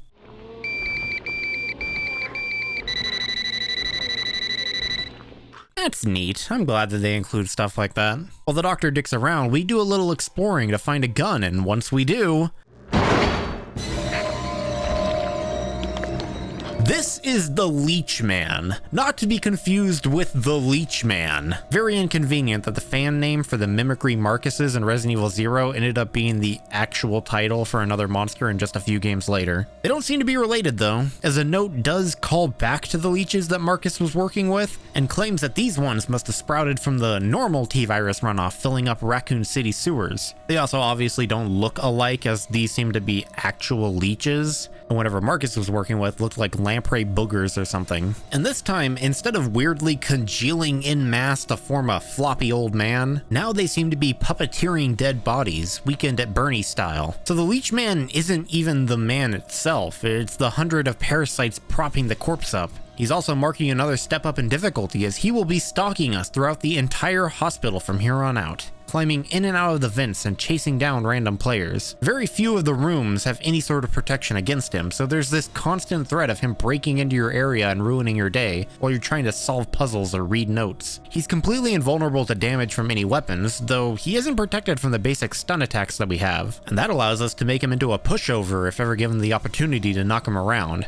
That said, if you don't get the jump on him, he has the capability of stretching himself across the room to get a hit or two off screen. It reminds me of the Bandersnatchers from Code Veronica. I wasn't a huge fan of it there, but since he is such a dangerous enemy and you have very clear indication of whenever he's in the room with you, it's a lot more forgivable here. However, getting hit by the Leech Man can be more costly than just taking a bit of damage, because another gimmick of his is to inflict the newly introduced bleed status effect. You see, when your health reaches danger in this game, you will be put into this really slow limping animation, and that is really punishing. Most zombies are faster than you, so unless you have the weaponry and distance to clear everything coming after you, then the best case scenario is constantly spinning around in order to stun an enemy before running away a few steps, and then repeating until you either escape or get healthy again. For new players, reaching this point has a tendency to snowball into death. You're in this condition because you probably couldn't defend yourself, and now the game is just trying to skip to the end thanks to you not being able to escape whatever is currently killing you. Well, that's not the only thing to worry about now, because basic enemy attacks have a chance to cause you to bleed,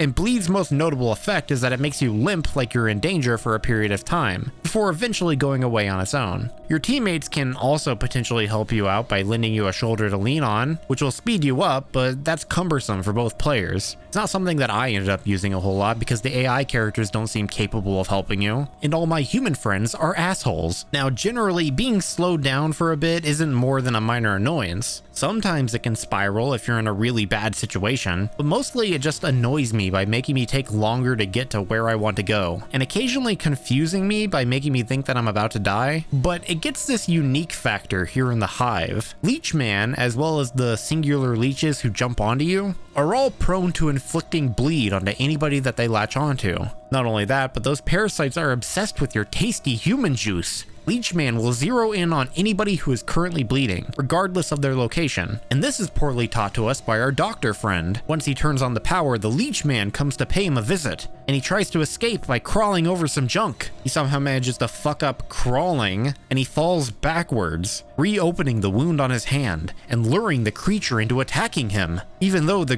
creature was probably already in the process of doing so. I get the impression that this was supposed to show the creature's attraction to the blood, but they probably should have done that by having the guy hurt himself and then having the Leechman burst in to finish him off. Right now, if this cutscene was trying to teach us anything, then I don't think it's very clear. Anyways, bleeding attracts the leeches. Makes sense. If you're playing the game naturally, this is something you are guaranteed to encounter, as picking up a specific key node on the second floor will always result in leeches jumping out and causing you to bleed, leaving you with only a few seconds before Leechman finds you. Luckily, there is a counter to Leechman's harassment, and that's to find blood packs inside freezers. You can dump one onto the ground to lure and distract Leechman away from any targeted player, giving you an opportunity to run away or solve a puzzle while he's slurping away. So if you know what you're doing, the Leechman isn't really much of a threat. He can be easily distracted or bullied with the right items or skills, but he still poses a bit of a threat with his long-range attacks and punishing bleed effects. It's also interesting to see how a stalker enemy type would work in a game with multiple players. Nothing quite like hearing another player mind their own business before hearing them shriek because Leechman just popped up out of nowhere. You can have one guy purposely pull attention away from another person who is busy solving a puzzle, or you can just go nuts on Leechman like the stupid nerd that he is. It makes for an interesting encounter, though I guess he does end up taking up the entirety of the unique enemy slot for this chapter. I mean,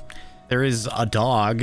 It shows up for one optional room, and it never has a fast enough reaction time to attack you if you're just running from door to door. But I guess technically it counts as something other than zombies. The Hive's level structure might have also taken a hit, in exchange for the chapter's stalker enemy gimmick. The big thing here is exploring across several floors with a central elevator that you're constantly using. Now, the level design is actually pretty decent, with tons of rooms to explore and a handful that circle back into themselves with multiple paths. In the end, no singular floor is too expansive. Most of them only consist of a few rooms, and most of them aren't even holding super important items. A side effect of that, though, is that a lot of rooms don't feel memorable or even necessary. After a single run, you can end up running past a majority of these rooms and beelining straight to the ones where the key items are needed for progression, unlike the previous chapters where you pretty much had to make use of the entire map. Yeah, not all of these rooms need to be visited. In fact, on my first several playthroughs, I didn't even know you could get to the roof. And that's a real shame because there's some crazy stuff up there. Not only is the view pretty cool, but there's a dying cop that'll give Kevin or Cindy some unique weapons. Kevin because he knows he's a part of the police force, and Cindy because she looks like his wife, I guess. Ooh, she sure lucked out. That one seems a bit more random, but whatever. So how do we get up here? Well, we first need to figure out that a random scribbling on a table is actually a secret password. But first, look at this shit. How am I supposed to be able to see that something here hints towards there being something I can read? All I can see is a sparkling pill sitting on the desk and a bunch of cluttered junk. And I'm doing this on a fucking HD emulator. There's just no indication that something is supposed to be there. And second, look at how innocuous the writing actually is. My daughter's birthday is September 30th. Okay. Congrats, man. Why is that the password to the roof? And why did you scribble it onto a desk and not like in a notebook or something? If I wasn't aware that I was playing a video game right now, I'd just assume that this was some guy reminding himself about his kid's birthday. What a mess for an optional area. At least this kind of cool to see the old Resident Evil 3 level. Though I will say that compared to the lab in Resident Evil 2, the hospital is way less iconic. It ends up being fan service for something that I, at least personally, don't care that much about. But at least I find the hospital setting to be interesting for a zombie apocalypse, and it could have some good level design. And besides, it brings back a few good memories. Look, there's where the hunter jumped out of nothing and killed a zombie. Aw, memories. Eventually, we learn about an escape route into the sewers, set up by one of the scientists working here for Umbrella. If you remember, the hospital is actually a super secret Umbrella facility, because what isn't in this town? And they were working on the vaccine for the T-virus. We won't be seeing any of that though. This level pretty much just sticks to the normal hospital stuff. The boat is locked behind a level 2 keycard, which just so happens to be on our Leechman friend. So we need to finally figure out a way to deal with him first. A note reveals that the leeches have a weakness to high temperatures, which is really useful information that would have been nice to know in Resident Evil 0. We don't have any Molotovs to work with here though. Instead, we'll be making use of some kind of microwave room that has the ability to cook people alive for some reason. I have no idea if rooms like this actually exist in hospitals or even laboratories, but it comes off as a bit silly to me. Luring the Leechman inside is easy enough with a blood pack, or you can just make your least favorite teammate get hit by a leech, and then you can send him in instead. Won't let me cook his ass for some reason. Whatever works. After cooking him, it's revealed that the Leechman was actually the doctor the whole time.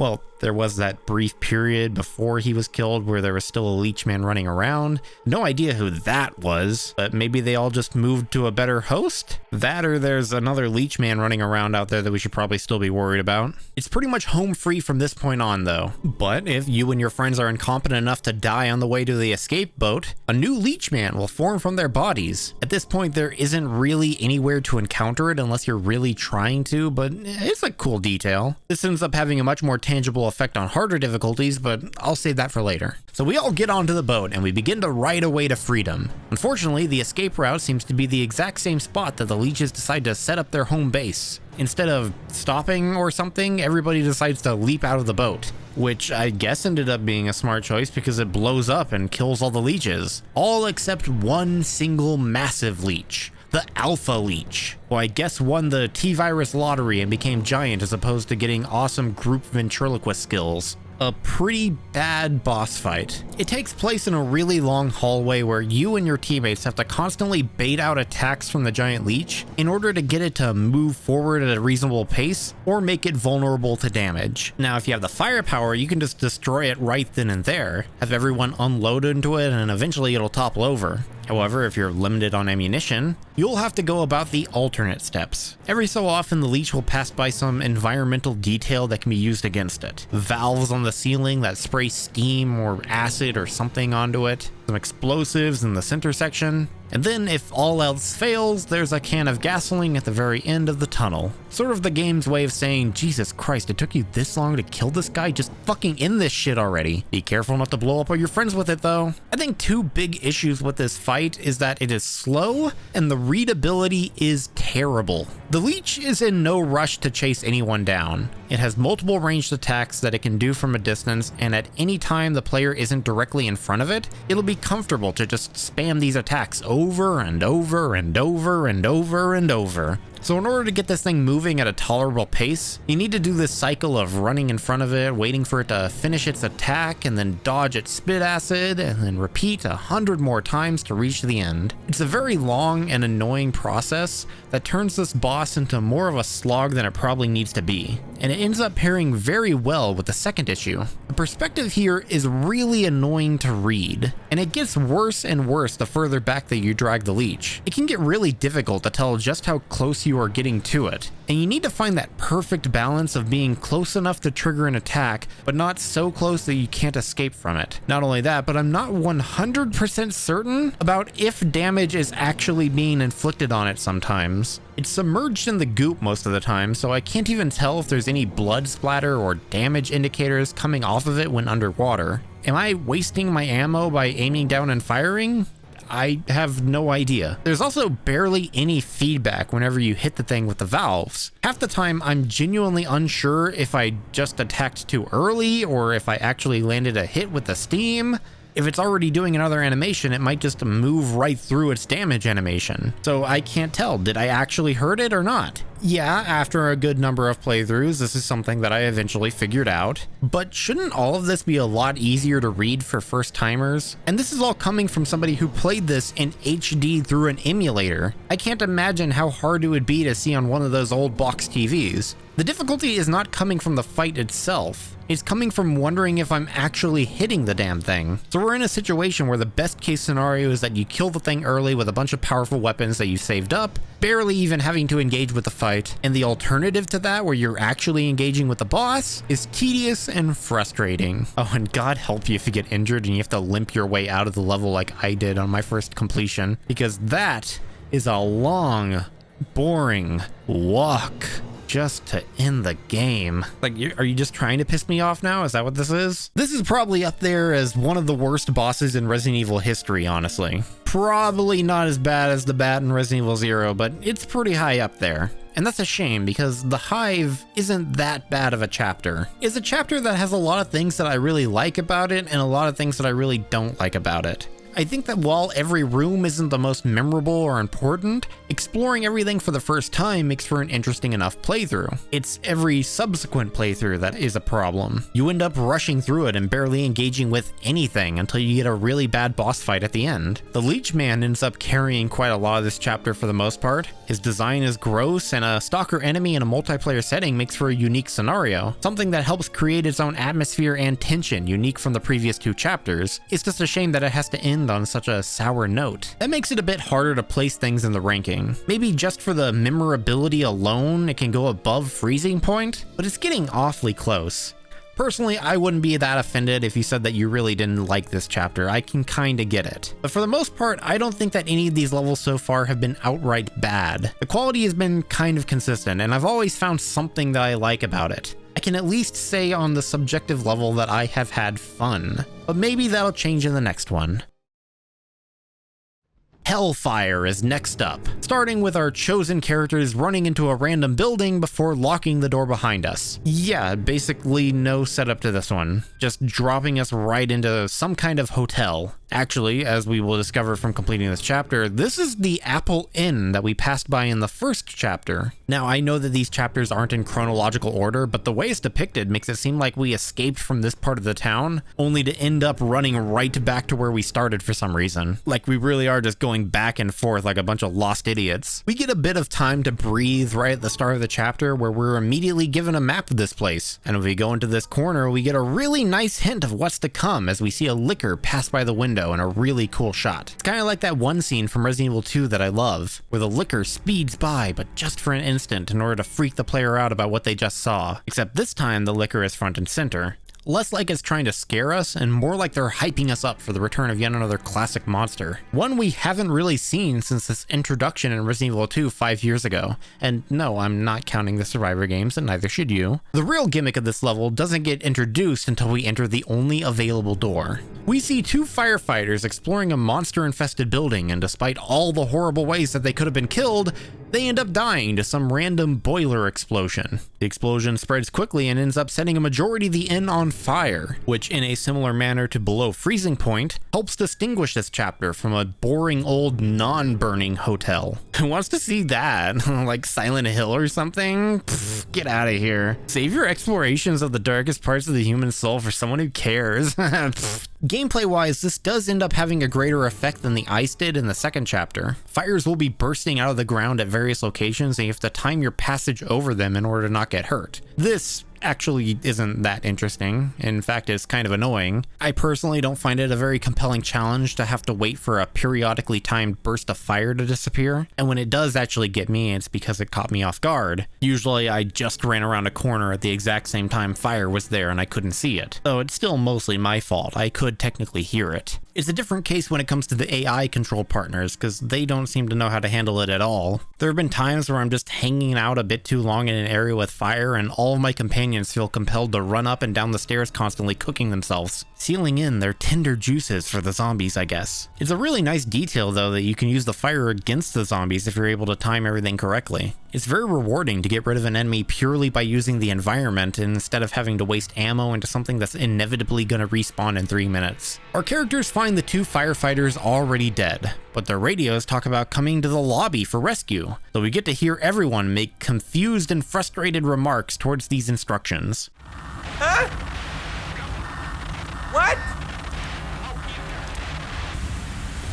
No! We are also able to pick up the 2 name tags of the firefighters, but these really don't reward us much beyond an extra scene when we reach the end. It's not interesting either. It's literally just 5 seconds of some guy saying, "Oh darn, you're dead, I'll miss you," about characters that we know nothing about. That's it? You want me to fill up 2 of my 4 inventory slots for that? What the hell are you thinking? That's not a good reward. And after all that, the rest of the level is open for exploration. The obvious route that is immediately visible to you would be climbing the ladder, where you'll be climbing around the side of the building in order to get inside. Be sure to kill that fucking bird though. That little asshole will constantly push you off the ledge, and if you don't pull yourself up in time, then he can be an instant death. And I swear to God, shooting flying enemies in this game is such a pain. I don't remember having this much trouble in any other Resident Evil game, but generally I didn't need to kill them. I feel like I could just run by a majority of the crows in every other game. Here I have to kill this thing, and it's just like one bird, and I can barely hit it. It's constantly off screen, and the auto aim isn't helping enough. If there's a trick here, I'm sorry, I don't know it. This little bird kicked my ass. Continuing on that way will bring you into the building again, where you'll continue down a specific path. However, something really cool that this level features is that if you go back after the boiler explosion, you can go to the center area again, where the zombie blocking a door will get up and allow you to enter the building from a completely different angle. This is awesome because it means that multiple players are able to divide up and tackle various challenges in the level from both sides, eventually meeting up in the middle with potentially all the key items needed to progress to the end. In fact, if you're playing with bots, they're programmed to split up and then meet back together with the key items that you're missing. That's a really intuitive detail to make it seem like the bots are actually pulling their weight. I have no idea if they actually are though.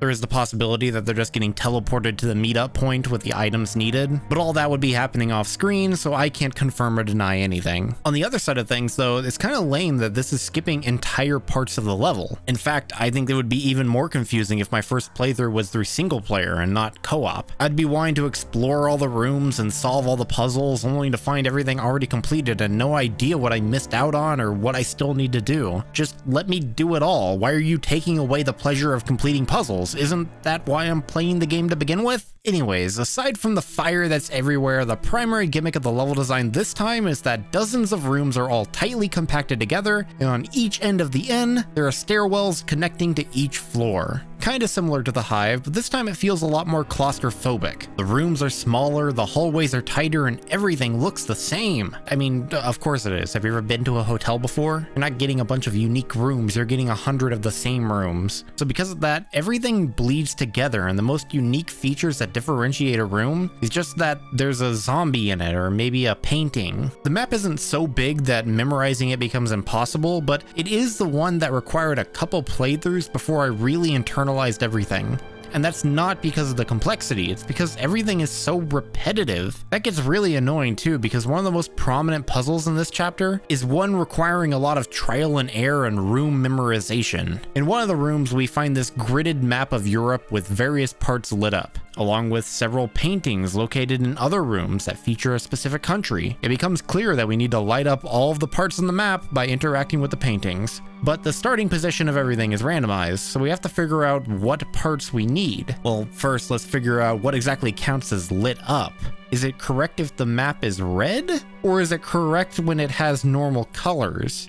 I don't know. I associate the color red with stuff being incorrect, so maybe we need to make the map look normal? So now we need to look through every single room, see how many paintings there are, and okay, so there's only 4 paintings, which means that everything actually needs to be red, not normal. Okay, let's go back to the map room and try to remember all the specific countries that we need, and now we need to remember which room has what paintings, and it's all just kinda tedious to figure out compared to basically every other puzzle in the game. At least we do do get one of those basic light up all the button puzzles that I like, the simple little brain teasers to separate all the survival horror segments. And it's very easy to take advantage of the randomization, so they always feel fresh, just like in Resident Evil 3. That game was chocked full of randomized puzzles like this. No other Resident Evil game seemed to really take advantage of it, and that makes me sad. I'm disappointed we didn't get to see more of these. There's only 2 in the entire game, and they're basically the same. So as you are doing those puzzles, you will undoubtedly run into one of the 2 rooms that has lickers in it. And really, there isn't much to say. Like most of the non-zombie enemies, they are surprisingly easy to avoid. They carry over their natural blindness from Resident Evil 2, but they're almost never in a situation where you have to fight them. All it means is walking instead of running anytime you hear one clicking about, and you don't have to do so for very long. Each of these rooms are very small. I think the only footage I have of actually fighting these guys is from my bot teammates taking the unwanted initiative. Their slightly altered designs aren't doing much for me either. They're so thin and smooth now. It looks like all their muscle mass has been removed. Maybe some people will find their slender appearance creepier here, but personally, I like the ones that look like they could tear me apart, as opposed to the ones that look like they'd break their arms if they try to get off the wall. You know, maybe there's a chance that you would walk into one of these things because the tight cameras that this game has are really annoying. It can be an issue in any chapter, but because of how tight all the corridors are in Hellfire specifically, I feel it's most prominent here. Sometimes the camera will be in a position where you can see all the way down a hallway perfectly and plan accordingly, but other times it'll be too busy looking directly into the dandruff of your character that you can't see the zombie that you're about to run right into. This isn't anything new. Other Resident Evil games have had this problem before as well, but I think it ended up bugging me most in this game specifically. Maybe that's because it happens more often in Outbreak. Maybe it's because getting hurt is way more punishing in this game. Either way, I don't like it. So once we turn the power back on and enter the lobby, we descend down a ladder in order to exit out the front door. But when we do, we get jumped by some kind of lady licker thing. This thing is known as the Suspended, because for some reason she's locked in place, hanging from the ceiling. And she's going to be our boss for the chapter. Since she's stuck there, there isn't a whole lot of complex maneuvering that has to be done to avoid her. Just don't walk under her, and it's actually pretty easy to steer clear of her attacks. Or fuck it, do walk under her.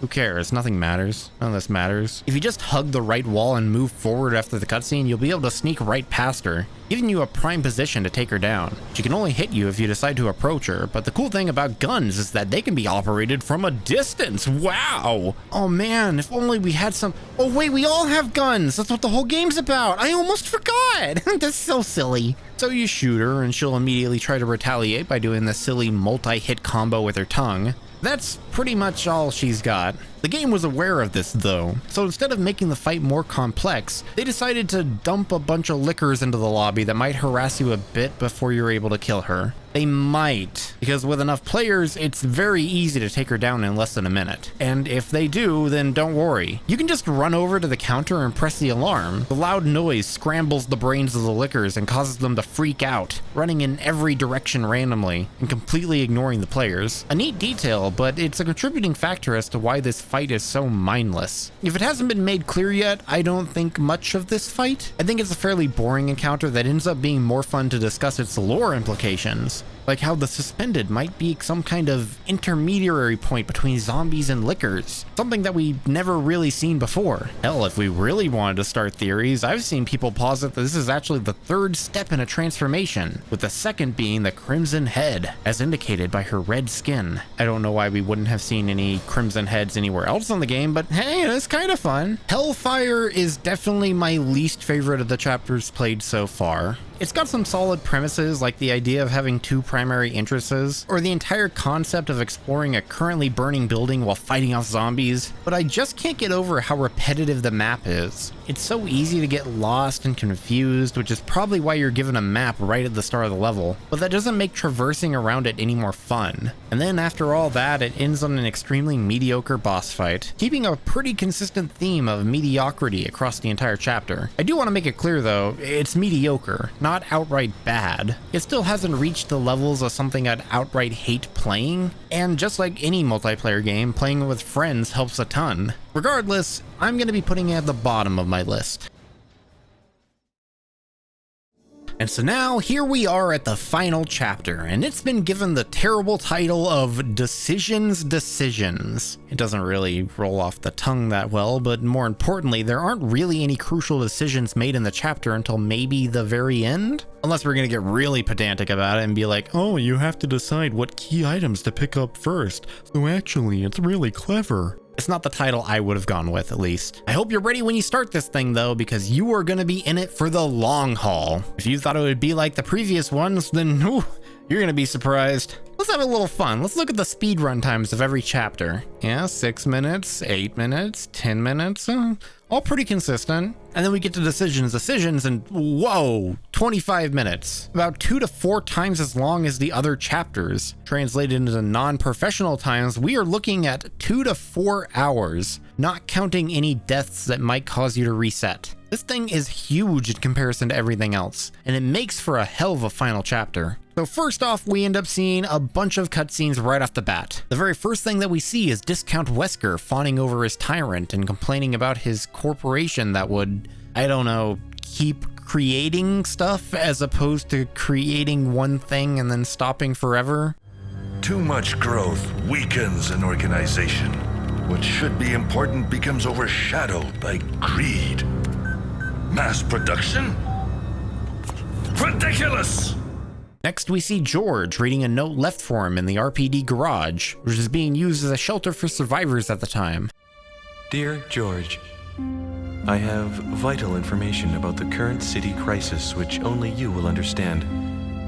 I'm waiting at the university.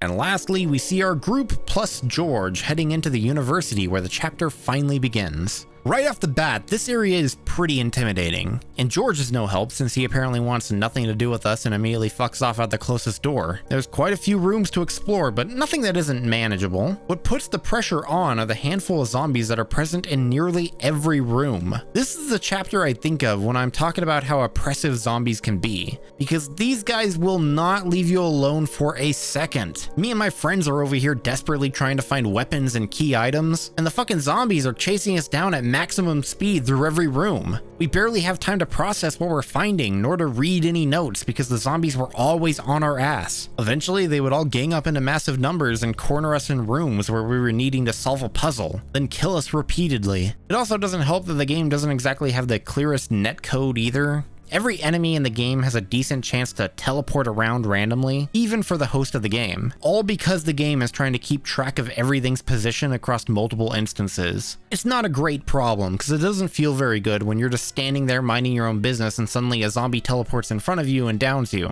Nor is it very fun whenever you're knocked down by nothing and your character decides to shoot the nothing off of them in order to get free. For all these things and more, this ended up being the single part of the game where we died the most. Any single mistake can slow you down to the point where you get overwhelmed. So we were having to play it multiple times until we actually managed to figure out exactly what we needed to do and in what order. It's not that bad when you're speeding through it, but damn, those first few attempts just wouldn't let us breathe. It wasn't until we learned how to take advantage of the game in ways it didn't really intend, where we finally found a way to explore without being constantly harassed. For example, when a zombie busts down a door naturally, they seem to enter some kind of gaseous state where our characters can pass freely through them while they enter the room. When you do this, they remain in that room that you just left, unable to find a target, so they finally leave you alone for a bit. All you have to do is just wait by a door as a zombie's breaking it open, wait for them to break it open, and then leave as they come in. It's cool to be able to learn little tricks like this that really put yourself over the edge, but it's a little bit annoying that utilizing them can sometimes be the only way that you're given a chance to actually explore around. There is so much to take into account just for this building, like finding glasses to put on the correct statue, deciphering a time code hidden within a note, that honestly took us quite a while to figure out. They did a really good job on this one. And pulling a correct cord to operate something in a completely different room, or else a zombie will bust out of the wall. What the hell was he doing? Who set this up? Was there just a corpse behind the wall the entire time? Who put it there? Who incorporated it into this puzzle? This area alone has a lot of areas to explore and a lot to learn, and we are only getting started with the chapter. Once we get the 2 gemstones needed to open a locked door behind the stairs, we're able to head down into a shelter where we find find the dead body of the scientist George was here to meet up with. Apparently, he was part of yet another Umbrella branch that was working on a cure for the T-virus, here named Daylight. The method of creating Daylight was discovered, but no samples were able to be created beforehand due to the ingredients not immediately being available. So it's up to us to collect them and create the cure, which sets us off to the rest of the map to find the 3 components: the P base, the V poison, and the T blood.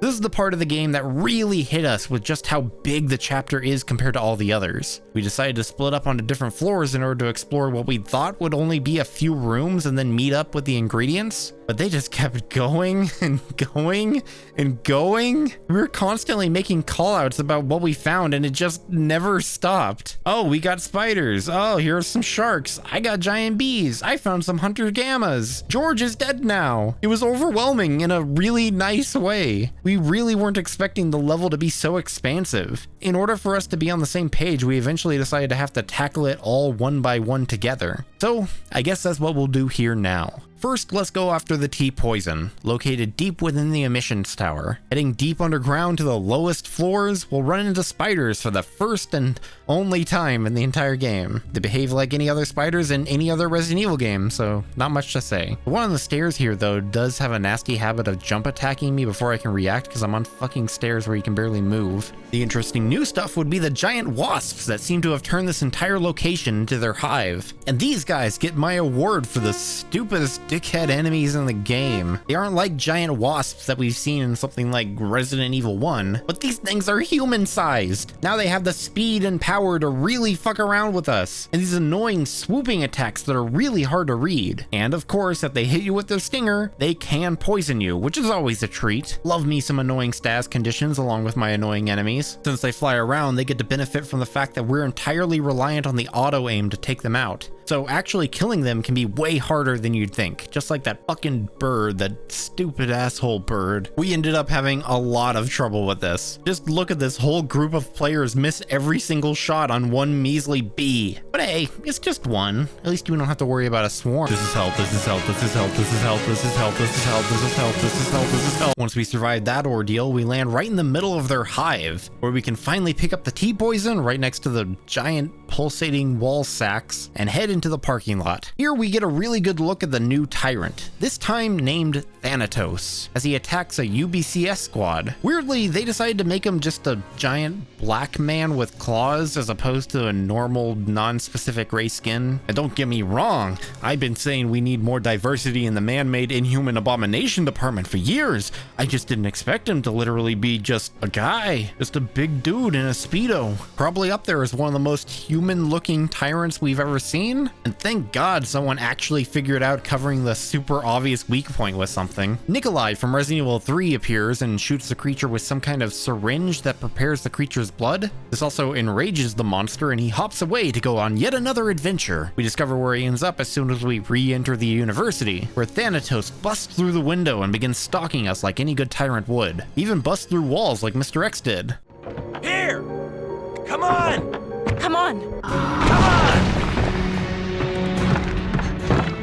Unfortunately, it's still not a regular occurrence. I believe this is the only wall that he can bust through, and it's like right next to the room that he appears in. Kinda feels like they're blowing their load a bit too early to me. Like, why did he decide to break through the wall? He could have just gone through one door. Now, I guess thanks to the thin layer of metal covering his heart, he's pretty much invincible. So we have to find another way to knock his ass down so we can take the T-blood off of his shoulder. There have been these loose wires at a few spots that we could use on enemies or friends alike. So working together, we can lure the creature under them to give him a jolt and temporarily knock him out. This is probably one of the best examples of the poor netcode though, because the dude keeps teleporting around so much it made shocking him in an online game a bit of a crapshoot. You have to just guess as to when you think he'd be right in the exact spot that you need, and then pray that it works. So that's 2 ingredients down. All that's left is the T base, and there's multiple ways to reach it. But let's take a detour to go down to the docks, where we'll find a pretty fantastic view of Raccoon City's harbor, as well as some Neptunes, the zombie sharks from the first game. I love how far you can see from this perspective, potentially seeing my teammates scramble around the pier, avoiding sharks while I'm hanging back and messing with my inventory. It's something that I would have never thought possible in the earlier games.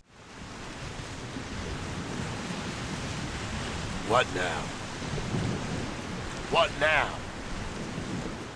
The sharks are yet another enemy that shows up for only one room, which is kind of disappointing, but they are comparatively more gimmicky when it comes to unique monsters. There are only two to worry about, one that is immediately visible that swims back and forth, and the other that will jump onto the pier to get at you if you choose to walk across it. If you get hit by it, then it will knock you into the water with the other shark, at which point you need to get the hell out of there right away because that shark is an instant kill. Thank you! Avoiding the asshole shark that tackles you is really easy if you just take your time while getting across the pier. The game even tries to bait you with a first aid spray to slow you down and maybe give the shark an opportunity to hit you. But its movements are predictable, or they're predictable when the netcode isn't rearing its ugly head again. Still, not a huge issue though, because despite the massive threat that the other shark poses with its instant kill attack, he's fairly well balanced to be just as awkward and slow as every other unique monster in the game. So if you don't freak out, then you can have a very comfortable swim back with him. And speaking of unique monsters, deep down in yet another water purification facility, a different one than the one in Resident Evil 0, we can run into the Hunter Gammas that we first saw in Resident Evil 3.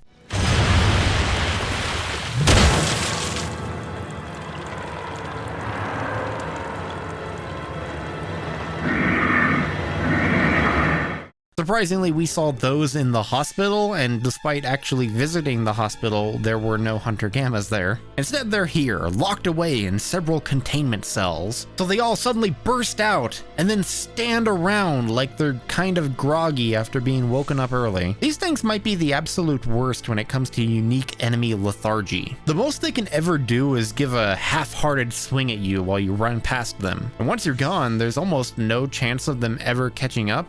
Man, the devs put so much work into giving them the ability to traverse on both land and water, only for these things to barely be capable of standing in your way. It doesn't help that you're given so many invincibility frames by doing basic animations like climbing objects, so it's not uncommon for them to be completely helpless as you slowly move away from them. In order to be killed by these things, you pretty much have to go out of your way for it. Maybe you'll get super unlucky and get grabbed by one of their iconic instant kill moves where they swallow you whole, but that'll only happen if you're not like me and you actually have friends that value your life. Thank you so much. Thanks. Why now? Thank you. Thanks. Let's just try to stay calm. So these guys, for the most part, are the biggest threat keeping us from collecting the T-base. Well, them and about a mile's worth of sewer tunnels. Collecting the final ingredient is a piece of cake here. With all the ingredients collected, we go back to the university and begin spinning them around real good-like. Then suddenly the power goes out, stopping the cure's progress, but opening the nearby electronically locked door. Inside, we find Value Brand Wesker, preparing to monologue. I am grateful for your assistance. Daylight is it. The only resource against the T-virus. I cannot give it over to Umbrella. They're the ones responsible for the catastrophe which has befallen the city. In retrospect, that entire T project was a total disaster. Brute force should not be the only criterion for a weapon. It must also be beautiful, unique, and godlike. You will also assist me. You're going to play with my ultimate creation. I'm honestly not super sure what his deal is. Obviously, he wants us to fight the Tyrant, presumably as some kind of trial to show off how epic his monster is, but I don't know why he interrupted us and revealed himself. He basically just said, "Hey, I've been watching you. Daylight is pretty cool, and Umbrella drools. Go fight my dude." Well, if you are playing as Yoko, you do at least get a hint towards her past, specifically that her memories were somehow wiped by Umbrella after she had worked with them. And yeah, that's all you're going to be getting for now. Come back in the next game, maybe something will happen then. After all that, Nikolai caps the dude from the vents and primes a bunch of explosives to destroy all hints of Umbrella from the university, just like he did in the hospital in Resident Evil 3. In that game though, we ended up having literal seconds to get out once we discovered the bombs. Here, I guess Nikolai is feeling a bit more generous because we have a whole 7 minutes to do everything we need. Namely, sitting around in front of the incubator, for several minutes, waiting for everybody to get a share of daylight. We all get as many as we want. One for themselves, one for the authorities, one for their family, one for their dog. Just fill your pockets with the stuff. You see, there are multiple endings for each character in the game, and what ending you get is entirely determined by how you use the daylight. You can either use the daylight on yourself and then take some extra to go, just use it on yourself without taking extra, or don't do anything for some reason. You might notice that the endings don't actually require any effort to do. You either sit around doing nothing, waiting for your turn at the daylight dispenser, which is very beneficial to yourself, so there's no reason not to do that. It completely removes the virus gauge from your character, so it stops being an issue entirely. Or you actively choose to not do that. There is no benefit to ignoring the cure. For some ungodly reason, the game forces you to wait the entire 7 minutes with absolutely nothing to do. It's just like that sequence in Below Freezing Point, but double the waiting time. You know what really sucks? We're playing this on an emulator, so technically we do have the ability to fast forward through this entire sequence. But if we're playing online, then the admins explicitly tell you not to use it, or else you will be banned. Oh man. I remember complaining about that part in Jill's campaign in the original Resident Evil 1 where you have to waste time in a hole for the good ending. Little did I know that Outbreak was determined to outmatch that by making the wait time about 3 times as long. Oh, and one final insult. After the building blows up and some firefighters come to pick us up, a bunch of fucking wasps spawn, and the game places us really far from the exit. One last gift of the most annoying enemies in the game before the finale, so I hope you don't get poisoned at the very last second. As we run over to the helicopter, Thanatos cuts us off, and after having a building dropped on him, he's finally sporting a fun design. Despite one arm being visibly ripped off in the explosion, he managed to mutate into his own unique Super Tyrant form. Now he's cartoonishly top-heavy, and the length of his missing arm seems to have already gone into the other arm, making it unnaturally long and can stretch even longer during certain attacks. He's like a boss version of the Bandersnatches, but at least he's beating his original appearance of just being a racially inclusive variant of a tyrant. And his fight ends up being pretty much what you'd hope for, an aggressive tyrant with decent speed and power. He's prone to constantly switch his attention around to whoever is currently attacking him, and he can quickly move around the field by sprinting or jumping into the air and dropping down in a completely new location. When he swings his arm around, it stretches to a distance where he can hit multiple players at once, if they're all making the mistake of grouping up. So it encourages everybody to keep their distance from each other and the monster. You can never be too comfortable in one spot for too long. And in what feels like an amusing unintended effect, this can actually be a fight where you soft lock yourself if you fumble right at the finish line after having cured your infection. The game is designed so there's no death state from just taking damage. Once your health hits 0, you fall to the ground, and the only way to get back up is that you use a health item or a teammate picks you up. Once downed, the game intends for you to actually hit the death screen by rapidly increasing your virus gauge. But if we use the daylight, we don't have one anymore. So you're just kind of left to crawl around for all eternity with your new best friend, Thanatos. The only thing left to do is quit the game of your own volition. It isn't that big of a deal. Technically, you sucked and would have died in any other circumstance. I just thought it was really funny to be stuck in an infinite limbo just because you took the vaccine. The fight as a whole is pretty solid. It's the kind of boss where you feel like everyone's contributing something just by engaging with the fight. But that's if you're actually planning on fighting him.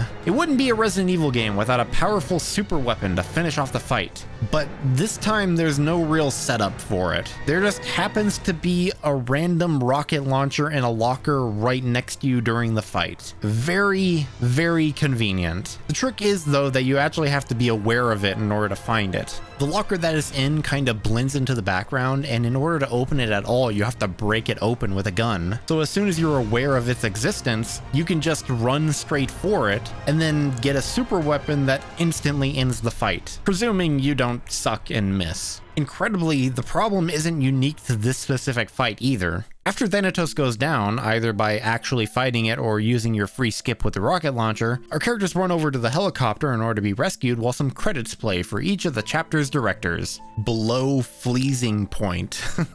Okay. Then when they finally reach it, Thanatos cuts them off one last time, and the exact same fight begins again. Same moves and everything, though maybe he's a bit more aggressive, but Frankly, that doesn't matter because we are given yet another opportunity to just end the fight again. Over on one of the nearby military vehicles, we found an ample shooter that is perfectly designed to fire any extra daylight samples you might have taken with you. Load up the gun with a shot, and then once again, just fire it into him to immediately end the fight. This can be a bit harder of an ask if you're playing on solo, since that means dedicating 2 inventory slots to just daylight and having Thanatos constantly harass you, but it's less of an issue whenever you have any extra players. Just have one guy dedicated to holding all the extra daylight, and you're golden. So the entirety of the Thanatos boss fight, a fight that's actually pretty decent, probably the best fight in the game, at least compared to the other bosses, can essentially be skipped, so you don't actually have to engage with him. That is such a disappointment. And not just because you're skipping the gameplay. Listen to this crazy track that is playing whenever this fight starts.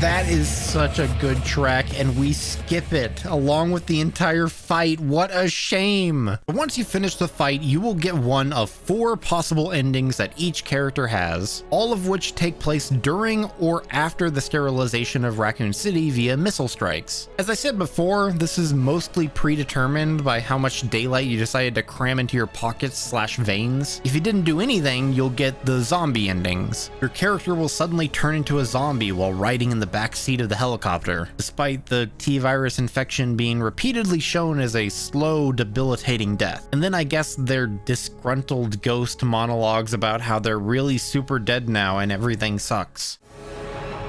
There is no ending to this story. Now is the beginning. And the moment I finally understand it all, my memory is vanquished.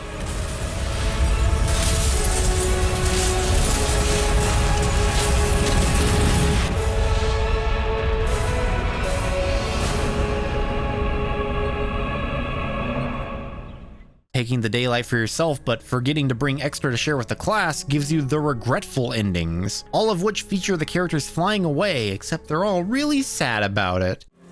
The end of the world comes suddenly. The only life I knew was those quiet days in the city, but now it's all gone. I can't stop shaking. The fear has gone, but I cannot brush away this overwhelming sense of loss.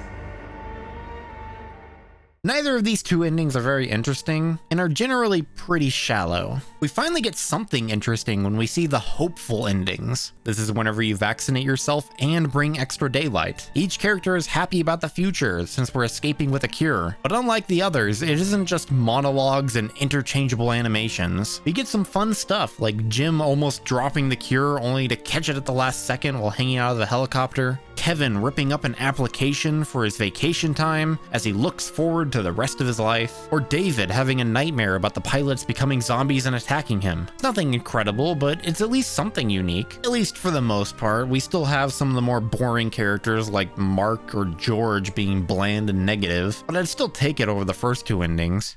I'm getting a headache. Are you all right? Take this. Thanks, but I'll pass. And last, we have what I consider to be the most interesting endings, which actually end up occurring if you didn't take the cure, making them all bad endings. In order to see these, you have to be playing online and in the game with a specific duo. We will then see the 2 plan out their last moments alive, and this ends up featuring some of the most characterization we see for these characters in the entire game. Each group ends up responding differently. Some will accept their fate, some strategize a means to escape, some make the most of their last moments, and they are all great in one way or another. Jim panics about being left behind with Kevin, only for Thanatos to come back to life once again, and Kevin welcomes the fight. See? Never a dull moment.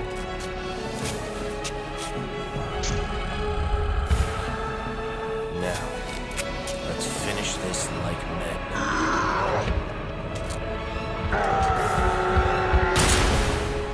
David and Mark work together to repair a vehicle and attempt their own escape, despite knowing that they are infected and will probably die here soon.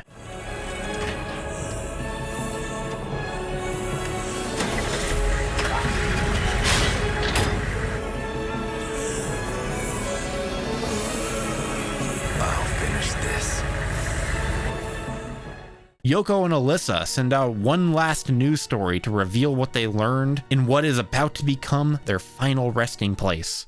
We win, right? Sure. And even George and Cindy, the two least interesting characters in my opinion, get their own moment to shine as they get to deliver one last awkward line before embracing each other as the missiles descend upon them while the Outbreak theme plays over it. I'm feeling strange. Me too. It will all be over soon.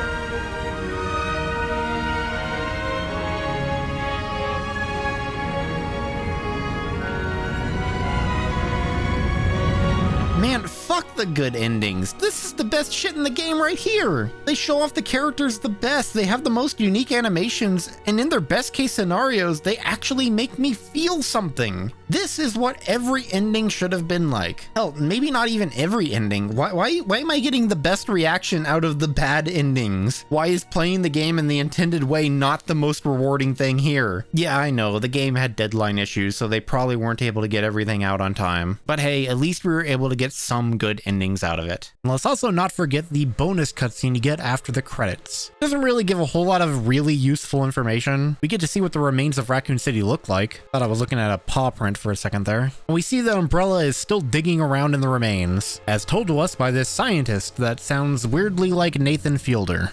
Here are today's results. It's been 6 months, but the number's still the same. There's no way people could sustain life there. I looked into it, and it turns out that what we were doing was extremely illegal, and, you know, I gotta look out for myself. I'm sorry. And that pretty much wraps up Decisions, as well as all the chapters in Resident Evil Outbreak. It's not very surprising that the longest chapter that serves as a conclusion to the entire game ends up feeling the most complete. There's a little bit of everything here, and that's what makes it feel so special. A variety of enemies and puzzles, unique interactions for specific characters, an invincible stalker enemy type, and debatably the best boss in the game, with that qualifier entirely depending on if you actually fight him. The way every part of the level is connected is incredibly satisfying. There's plenty to explore, but you're never too far from anything. And there's so many routes that you can strategically utilize. I mean, look at this. I'm going over other people's gameplay online, and then I see them crawling across these pipes. Holy shit, I had no idea you could do that. And I played through this thing like a dozen times. It's such a dense level with so much to discover, especially compared to the previous ones. And then when it comes to its shortcomings, it's just the same old stuff that every chapter suffers from. Yeah, the unique enemies are lackluster, constantly spawning enemies can be oppressive, and the boss becomes a pushover if played optimally. But those are just a constant that this game suffers from. Decisions is the kind of chapter that makes me realize just what I was missing from everything else. A nice, long, challenging scenario that is so incredibly fun to explore with friends. So yeah, it's going to the top of the list. Even if it isn't perfect, I think it's a strong showcase for what cooperative Resident Evil games can offer. Whenever we get to the sequel, I'm hoping I'm getting more of this. So that's what my list is looking like, and I encourage everybody to organize their own tier lists and leave it in the comments, and I will read them all and judge them just as harshly as you've been undoubtedly judging me. That's what you're putting at the top of the list?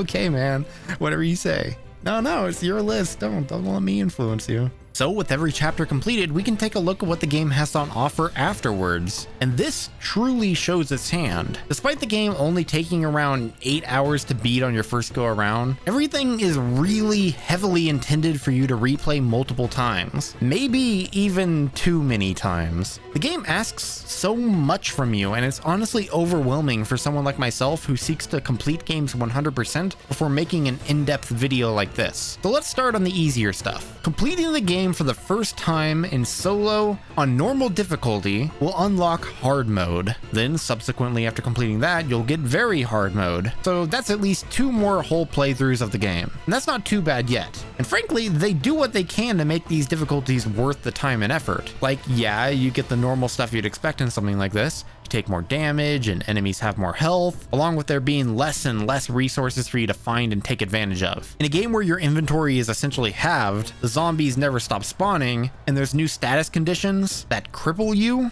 mastery over this game's unique mechanics is basically a must on these difficulty levels. And going through the chapters again will feel at least a bit new, thanks to the item and puzzle randomizations that I talked about before, which again is a really appreciated feature in a game that wants you to replay it so many times. You can't just speed through the game again by reusing your dusty old answers. Now you'll be needing fresh new ones picked straight from the crusty researcher's diary or whatever. But that's not even the most exciting part. Imagine my surprise whenever I played through the first chapter on hard difficulty and see an entirely new enemy take the place of the zombies during the sequence with the cop and the infinite ammo shotgun. And it's not even just a gameplay thing, they actually replace everything in the cutscenes too. Once again, it's the game going one step further beyond than I'd expect it to, especially for a spin-off title. Look at what this game's been hiding this entire time. These are the scissor tails. Yet another grotesque giant insect to throw into the pile with the others, but unlike say the plague crawlers in Resident Evil 0, these things have the distinction of having a unique defining trait to their designs. They seem to be giant earwigs, insects that are usually pretty harmless in real life, but here their notable pinchers have become some kind of scissor-like tail capable of tearing into flesh. And fuck it, make them poisonous too, I guess. Why not? They have a hell of a leap that can close massive amounts of distance, and since these things only show up on the harder difficulties, getting jumped by one can be a game ender. They do end up suffering from the same infirmity that the zombies have when it comes to pushing the cars back in place. They still can't touch you with all those invincibility frames, but it becomes a much tougher challenge when you're stuck waiting for the officer to open up the wooden door with 50 shotgun rounds. When it was just zombies, you could easily just run around in circles, but with these things, you actually have to plan your position and movements a lot more, or else one of these guys is going to fly at you from off screen and ruin your run. Best case scenario is that they all decide to climb onto the walls and dance around for your amusement for the rest of the sequence. So after being surprised by this, I was really excited to see what else this game had on offer on the higher difficulties. If this chapter was hiding an entire new enemy type, who knows what the others had in store for us. I'm so ready for this. Come on, let's go play the entire game again. Oh, okay. Yeah, that kind of ended up being the entire highlight. They did it. They got me. They got me all hyped up with the first reveal, and then I was left holding my breath for the rest of the game. It ended up being really small changes, stuff that kind of changed the way you handle levels, but mostly they just end up playing the same with nothing as interesting as seeing the giant bugs for the first time. A majority of the differences end up being really simple stuff, like a corpse that didn't originally get back up in normal difficulty. This time around it does get up and you have to deal with it.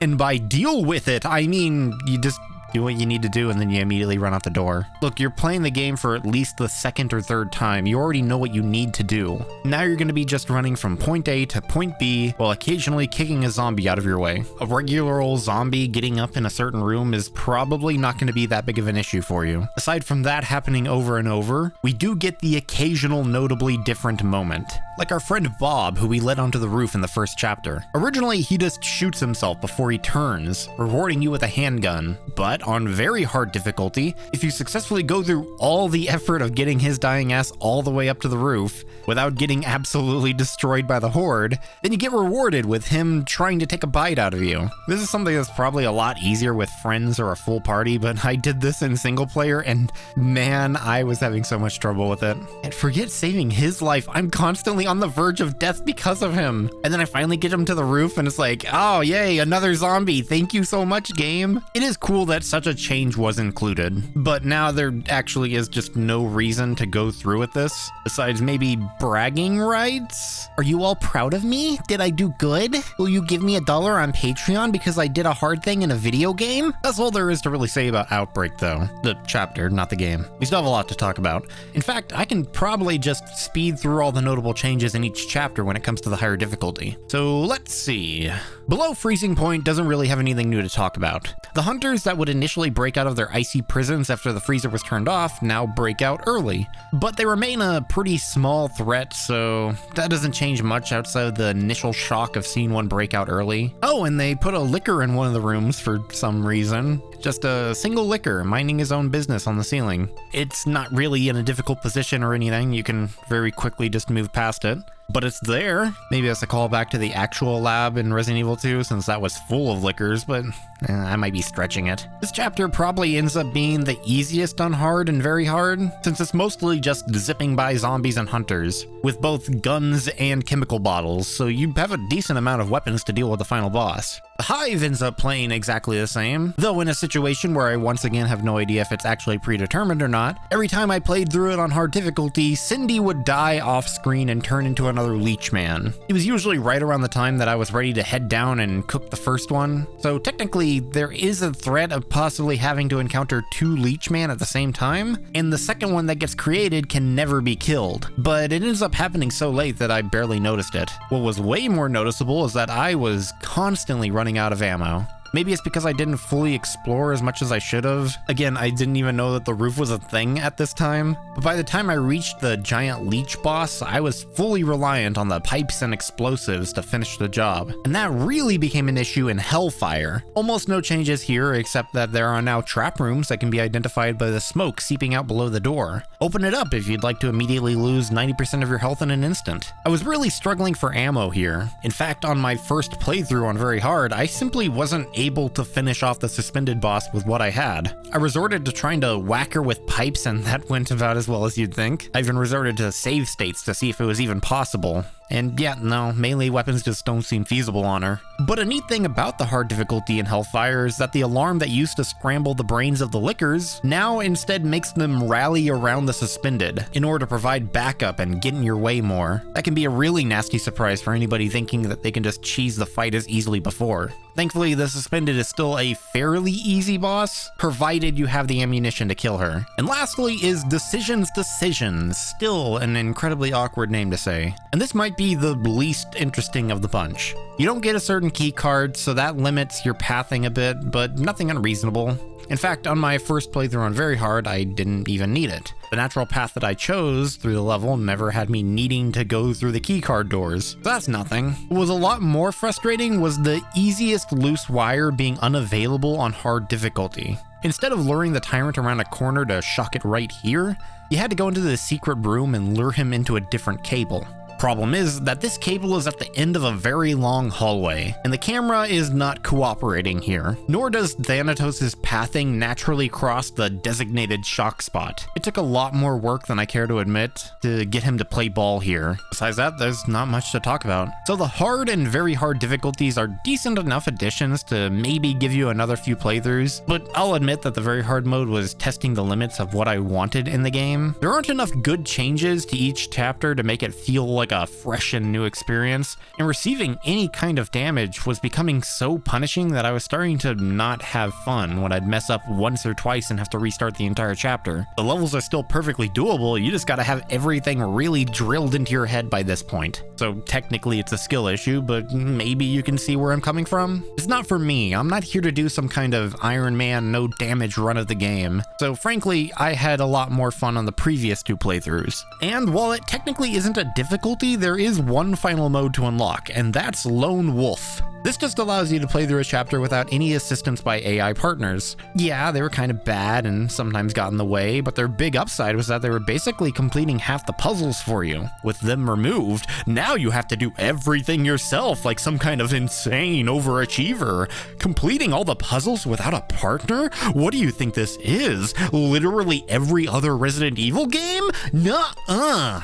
I've become accustomed to having AI do all my hard work. I'm just like half the American population in the year 2025. Seriously though, it's a very nice feature for players who want to challenge themselves a little bit more than the present difficulties offer. But I do find it a bit weird that this wasn't available from the get-go. Now you have to beat the game twice and then spend your points on the in-game store. Oh yeah, the in-game store. So after every run through a chapter, you're graded, given a bunch of stats of varying importance, and then given some points based on how well you perform. We'll come back to this mess in a second, but first we can see what to do with those points. Inside the collection tab, we're able to see a wide array of crap that we can spend points on to unlock anything, from one of the 4 entire game modes to any of the cutscenes that we've personally seen. You're given complete freedom to spend your points how you want to, and there's so much to unlock. So if you decide to utilize your free will in order to buy 3 dozen still images instead of actual content, then more power to you. Personally, I'm a fan of the sounds that you can buy, which includes the spooky voice that announces the game's title. It's pretty cool that you get to hear both the Biohazard and the Resident Evil title reads.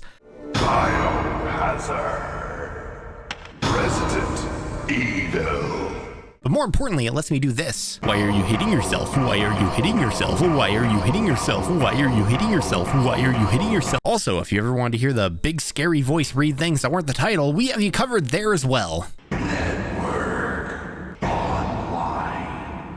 What you'll probably notice fairly quickly is that despite completing the game at least 3 times, we still have quite a lot of stuff locked away. And this is where 100% completion of the game becomes a nightmare. Let's talk about everything that you're going to need to do in order to make this screen look nice and pretty by completely filling it up. Well, first you're going to need to, at minimum, beat every single scenario with every single character, along with achieving the good ending in Decisions. So already we're having you play through the game at least 8 times, which already might be enough to push some people to their limits. But we're not done yet. Oh no. We gotta get all the special items that are secretly dispersed throughout every map, and many of them are exclusive to certain characters. They're completely invisible in-game, so if you're naturally looking for them, then you need to be randomly clicking on everything at all times. Oh, but don't worry, we can always just pull up the wiki and follow a guide to just... Oh god. Oh god. Oh god, it just keeps going, what the fuck? There are 260 of them in total, and they only spawn a maximum of 8 in every run. So throw a bunch more playthroughs onto the pile, and you're still not done. Every chapter has an event log that tracks if you do and see everything that the chapter has to offer. Of course, this includes the other endings and Decisions. Thankfully, they decided to grace us with some mercy, so you don't need to get every ending with every character. But you do need the special duo bad endings, so I hope you have a friend who's ready to waste their time with you. After that, we need all the failure endings too. Standing by the tanker and getting exploded, or left behind at the turntable. Honestly, I think it's kind of interesting that the game encourages you to see everything, including the bad end stuff, but it's already asking us to play through the game so many times already. At minimum, we are talking about a dozen times just for 100% completion. Hell, even just getting the annoying SP items is overkill. And then for this video, I played it even more times with people online. I think I might have played through this game like 20, 30 times. I'm sorry, I can tell that you guys put a lot of effort into making this game replayable, but the amount of times and the effort that is needed to play through this many playthroughs is just impossible to keep interesting. Even if you manage to do it all at record speed, I can't imagine that your average player is not going to be tired of this game by this point. And I'm not your average player. I'm a loser who makes videos on the internet. And even then, after doing everything, you still might not even have all the points needed to unlock everything in the collection. It's not exactly hard to 100%, but it is tedious. Realistically, this would only take about 20-30 hours, but it's not fun. It's really, really repetitive. And so to me, this might be up there in terms of the worst Resident Evil games to get that 100% completion status. Nothing's probably gonna beat Survivor 2 though, because that game was ass from beginning to end. At least there are decent rewards for doing so. No awesome super weapon to carry into matches to wreak havoc with friends, but there is an infinity mode that is unlocked after completing the event checklist, and it obviously just gives all of your weapons infinite ammo. That's a good feature, but I do wish that there were super weapons instead. Having an infinite ammo handgun early in the game is useful, but it's not exactly a rocket launcher, you know? Not much more to say about it, but then we get to the costumes, and oh man, there's a lot here. First, we got the costumes for the characters, which is a pretty big mixed bag. You got some fun stuff like Cowboy Kevin here, but then you look at what they gave Mark and George and it's like, wow, in the realms of infinite creativity, you decided to give these guys dad shorts and a jacket that looks like they just finished shopping at the Gap. Then you get to the female characters and yeah, of course they're the ones to get more than just one additional outfit. And look at these, they're all just dripping with fan service, all except you. Yeah, you devs know exactly what your average epic gamer guy wants in a survival horror. Yeah, the ability to see a Playboy bunny get eaten alive, that's what we want. But the additions don't stop there. You can even unlock extra characters. They're all reused models of the various NPCs that you see in the game, and when the devs were picking who they wanted to include, they said, fuck it, include them all. I just know everyone here is going to be dying to play as the iconic Rodney. Call it Smash Ultimate because everyone is here. All the characters that you've grown to know and love, from Len to Greg. Hell, even our favorite Umbrella agent, Luke. Oh, come on. All you had to do was change those eyes to red and you could have had Hunk in the game. Unfortunately, they're not all unique or anything. They might be carrying an additional item or something, but they're all just reskins of the core 8 main characters. And so they'll play like their indicated type. Personally, I always considered myself to be a bit of a Kevin type, but on occasion I have been referred to as a Jim type. And then for collecting every single special item in the game, you get Mr. Color, a bunch of colorful stickmen that completely annihilate the game's tone. That's not a complaint, by the way. I think that's awesome. Putting the most outlandish rewards behind the hardest challenges. And I love seeing stickmen run around next to these normal characters. It's a hell of a reward for one of the most tedious things in the game. And so that's Resident Evil Outbreak. It's a hell of a game. It's not perfect, the story barely exists, the enemies and bosses are more than often very disappointing, all but one of the chapters is extremely short, and it ends up stretching itself way further than it possibly can manage. But it's such a unique experience compared to basically everything else in this franchise. In the incredibly far-off year of 2025, we can say that there have been more than just one attempt to create a multiplayer survival horror experience, but this is the only case where it plays and feels like a classic Resident Evil game. And yeah, just posing the idea of forcing multiplayer into Resident Evil causes some pretty obvious issues, like if you're playing with an extremely experienced player who has streamlined the game, then they're going to be steamrolling through all of the challenges before any of the less experienced players even have a chance to experience it. We can also be happy that we live in a time of emulators and Discord, so we no longer have to endure the complete lack of an in-game voice chat. But despite everything, the game still ends up being a real treat when played in the right conditions. Maybe not as good as a mainline entry, but it still stands up on its own. And it's such a mechanically dense game that you end up getting more than just multiplayer Resident Evil. You have to learn so many new things about how the game functions. Just coming in and playing it like Resident Evil 2 is a good way to lose quickly. Just look at the length of this video. I would have thought that a mainline entry would have ended up being the longest video that I created, but no, this game just has so much to talk about. And I have no doubt that there are probably things that I forgot to cover, maybe even got wrong, and that's because there's so much to keep track of. This is your chance, by the way, to leave a comment to bring up any of the stuff I left out or got wrong, because I'll try to bring it up in the next video or correct myself if I made any mistakes. I really liked Outbreak, especially on my first playthrough. That wasn't an enjoyment that maintained itself through the dozens of hours that I ended up playing it, but that can be easily remedied by just not playing it an obsessive amount like I try to do for these videos. I know that this game is basically one of the most popular spin-offs in the entire franchise. Low bar because everything else up to this point has been pretty bad. But for the most part, I agree with the general consensus. Outbreak can be a very fun game. It's just that, in a more objective sense, I'm having trouble calling it anything more than just good. Really, it gets the backhanded compliment of good for what it is. Ultimately, it isn't going to be surpassing any of its mainline cousins, but when all it's trying to be is so simple, it becomes easier to excuse its faults. It's a game that I would easily purchase for $30 to get some bite-sized multiplayer fun before moving on to the bigger games in the franchise. Outbreak actually does deserve the title of hidden gem, unlike something like Dead Aim, and that's hidden by the standards of the general public. The Resident Evil fandom won't shut up about this deserving a remaster. Everybody knows about it. And yeah, it deserves one. It's something that you should try for yourself if you haven't already. So let us all put our hands together and pray that Capcom does release some kind of remastered version in the future, so we're not stuck doing 30 minutes of setup before even being able to touch the game. Right now, its fate is entirely in the hands of passionate fans maintaining the only means to play it online, and it deserves better. I'm going to be giving Resident Evil Outbreak a 6 out of 10,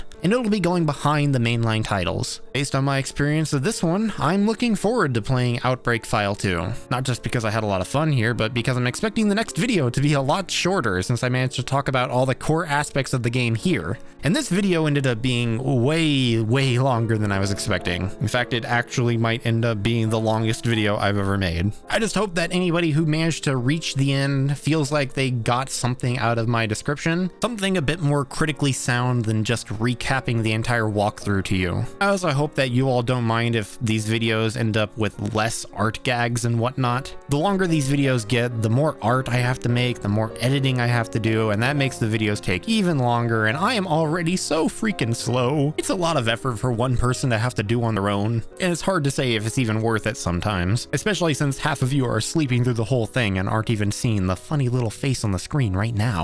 Don't you feel silly? I hope you'll be joining me for part 2.